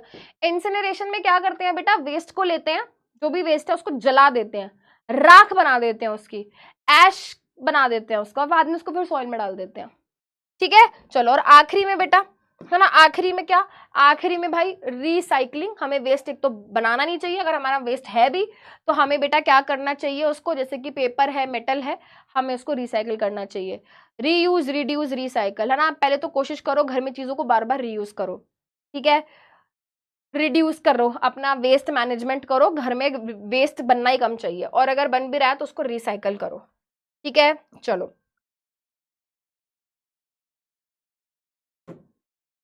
एक चीज और है भाई, आपने ये देखा होगा बेटा, है ना, आपको क्या लगता है ये इको फ्रेंडली चीज है, ये क्या है, ये कुल्हड़, ये क्या है, ये है कुल्हड़, दीज आर कुल्हड़। आपको क्या लगता है ये इको फ्रेंडली है या एनवायरमेंट फ्रेंडली है, जल्दी बताओ। बच्चे कह रहे हैं मैम और पढ़ाओ, वाह वाह वाह, जल्दी बताओ ये क्या है, ये इको फ्रेंडली है, नहीं, क्योंकि ये बनाए जाते हैं मिट्टी से। लोगों को लेकर लगता है वाह ये तो बहुत इको फ्रेंडली है, वाह वेरी गुड वेरी गुड, नहीं बेटा, ये बनाए जाते हैं मिट्टी से, है ना, मिट्टी से बनाते हैं बेटा। पता है क्या करते हैं, ऊपर ऊपर की जो फर्टाइल सॉइल होती है वो सब ले लेते हैं इनको बनाने के चक्कर में, जिसके कारण में सॉइल इरोजन हो जाता है। They are not eco friendly, इस मतलब इको फ्रेंडली बोल सकते हैं क्योंकि बाद में डिकम्पोज हो जाता है, बाद में सॉइल में मिक्स हो जाता है, बट बात यह है कि इससे डैमेज कॉज हो रहा है, इससे डैमेज कॉज हो रहा है। मतलब मैं ये नहीं बोल रही कि इको फ्रेंडली नहीं है, बट ये हमारे एनवायरमेंट के लिए डैमेजिंग बहुत ज्यादा है, क्योंकि इनको बनाने के चक्कर में ऊपर की फर्टाइल सॉइल वो ले लेते हैं, क्योंकि मिट्टी से बनाए जाते हैं, जिससे सॉइल इरोजन हो जाता है, ठीक है। तो मार्केट में आजकल क्या अवेलेबल है, इस तरीके के paper cup and plastic cup. बेटा क्या प्रेफर करोगे, प्लास्टिक कप या पेपर कप, बताओ, पेपर कप या फिर प्लास्टिक कप, बताओ। पेपर कप प्रेफर करना भाई, क्योंकि पेपर एक तो बायोडिग्रेडेबल है, पेपर कप एक तो बायोडिग्रेडेबल है, पेपर से बना है, डिकम्पोज हो जाएगा, प्लास्टिक डिकम्पोज नहीं होगा, ठीक है, बस यही है क्योंकि ये बायोडिग्रेडेबल सब्सटेंस है, एनवायरनमेंट के लिए फ्रेंडली है, ठीक है, तो ये यूज करना, ठीक है। चलो इसी के साथ क्लास खत्म कर देते हैं गाइस, ठीक है। तो हमारी क्लास खत्म हो गई है, चैप्टर खत्म हो गया है, ठीक है। नेक्स्ट क्लास में क्या करेंगे, नेक्स्ट क्लास तो होगी नहीं, अब तो तुम्हारी छुट्टी हो गई, वाह वाह वाह वाह वाह, अब तो मैराथन में मिलेंगे अब हम, ठीक है। Meme of the day, UV rays trying to enter, ozone layer भी लाइक तुझे मेरी लाश के ऊपर से जाना पड़ेगा, ठीक है। चलो बेटा, अब क्लास खत्म हो गई है। अब मेरी बात सुनो, आज थोड़ी सी क्लास एक्सटेंड करनी जरूरी थी बिकॉज चैप्टर खत्म करना था। चैप्टर हमने खत्म कर दिया। कुछ चीजें इजी थी, कुछ चीजें मुश्किल थी, but we will miss you. मैं कहाँ जा रही हूँ भाई, अभी थोड़े दिन में मिल लेंगे हम। अब मेरी बात सुनो बेटा, हमारा एक चैप्टर बचा है, उसके बाद हमारी क्या हो जाएगी, उसके बाद हमारी बायोलॉजी कंप्लीट हो जाएगी, ठीक है। अब मेरी बात सुनो, बहुत ही जल्द बेटा आपका मैराथन होगा, उसमें हम जो फर्स्ट टर्म का सिलेबस है उसको हम रिवाइज करेंगे। तब तक आपको क्या करना है बेटा, तब तक आपको जो भी मैंने पढ़ाया आप उसको अच्छे से रिवाइज करना है, बहुत सारे क्वेश्चन प्रैक्टिस करने हैं, ठीक है। आज मैं इस पर्टिकुलर चैप्टर का जो भी एनसीईआरटी डिस्कशन रहता है, एनसीईआरटी क्वेश्चंस का डिस्कशन रहता है, वो मैं जल्दी से अपलोड करा दूंगी, ठीक है। मैराथन की डेट बेटा अभी मुझे भी कंफर्म नहीं हुई है, तो जैसे मुझे पता चलेगी आपको इन्फॉर्मेशन मिल जाएगी, ठीक है। मैं कम्युनिटी पे या कहीं पे भी होगा मैं आपको अपडेट करा दूंगी, बहुत जल्दी होगा, ठीक है। तो अब आई थिंक 1 या 2 हफ्ते का आपका ब्रेक है, उसके बाद हम मिलेंगे, ठीक है। Happy teachers day, thank you so much बेटा, thank you so much, it's all because of you, I am a teacher, आपका प्यार ही तो है जिसने टीचर बनाया, ठीक है। तो लव यू टू बेटा, ठीक है। कई बारी मैं थोड़ा ऐसे नाराज हो जाती हूँ तुमसे, तुम्हें लगता होगा अरे यार मैम तो ऐसे थोड़ा गुस्सा हो गई, बट बेटा वो जरूरी है ना, स्टार्टिंग में आज तुमने मुझे थोड़ा सा गुस्सा दिलाया, बट वो जरूरी है बेटा। अगर मैं बिल्कुल ऐसे तुम्हें नहीं समझाऊंगी तो कौन समझाएगा यार, है ना। मेरी भी जिम्मेदारी है as as a teacher, as a human being also, as a बड़ी बहन, बड़ी कुछ भी भाई, तो इसलिए कई बार मैं बोल देती हूँ, तो प्लीज उस चीज को लेके बुरा मत मानना। And thank you so much, आपके प्यारे प्यारे मैसेजेस मुझे दिख रहे हैं, thank you thank you thank you so much.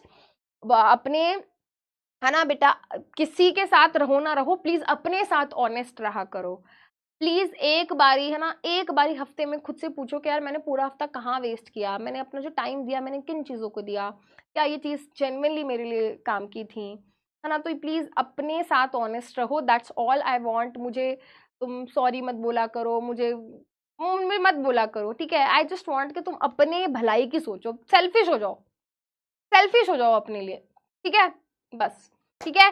सो आज की क्लास यहीं पे खत्म करते हैं, बहुत जल्द मिलेंगे मैराथन में, तब तक जो पढ़ा है उसको रिवाइज करेंगे, एनसीईआरटी क्वेश्चंस के जो डिस्कशन मैंने डलवाए हैं प्रीवियस चैप्टर के, वो इसका डलेगा वो उसको देखेंगे, ठीक है। Happy happy happy teachers day to you also, ठीक है। चलिए, तो इसी के साथ करते हैं हम अपनी आज की क्लास खत्म, thank you so much. Song गा दूं, क्या सॉन्ग गा दूं, वो भैया कह रहे हैं नहीं मैम मत गाना, रहने दो, सब बेटा सब मजाक बनाते हैं, है ना। क्या गाना गा दूं, पुराने गाने चलते रहते हैं मेरे फोन में।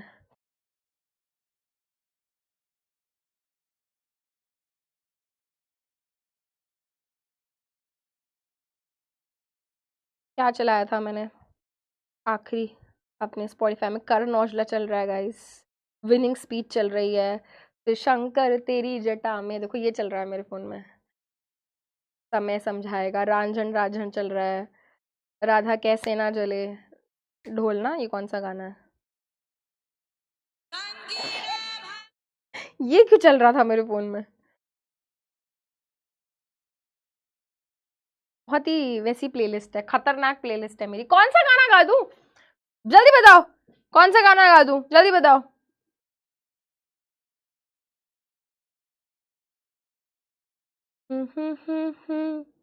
ये वाला गाना अच्छा लगता है मुझे आजकल, पता नहीं किसने सुना है।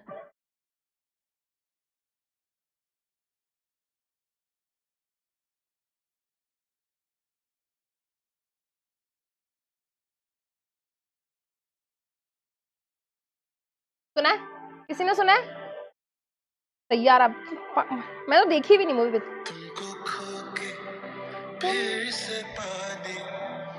की जो आदत हुई है मुझे, लग रहा है कायदे से, अब मोहब्बत हुई है मुझे, तुमको खो के फिर से पाने की जो आदत हुई। Very bad singer guys, please please मेरी तरफ से एक बार सुन लेना ये वाला गाना, ठीक है, और फिर कह देना ओके मैम गुड, ठीक है। चलिए बेटा, so that's all for today, 1 4 3 I love you guys, I love you a lot. Please अपना ख्याल रखना, अच्छे से हाफ ईयरली एग्जाम्स में फोड़ के आना। I want your smiling faces when we meet after the break, okay? और टाइम वेस्ट मत करना, ठीक है? Please please please please please, ठीक है? मिलते हैं बेटा हाफ ईयरली एग्जाम्स के बाद। चक दे इंडिया। Okay, bye bye.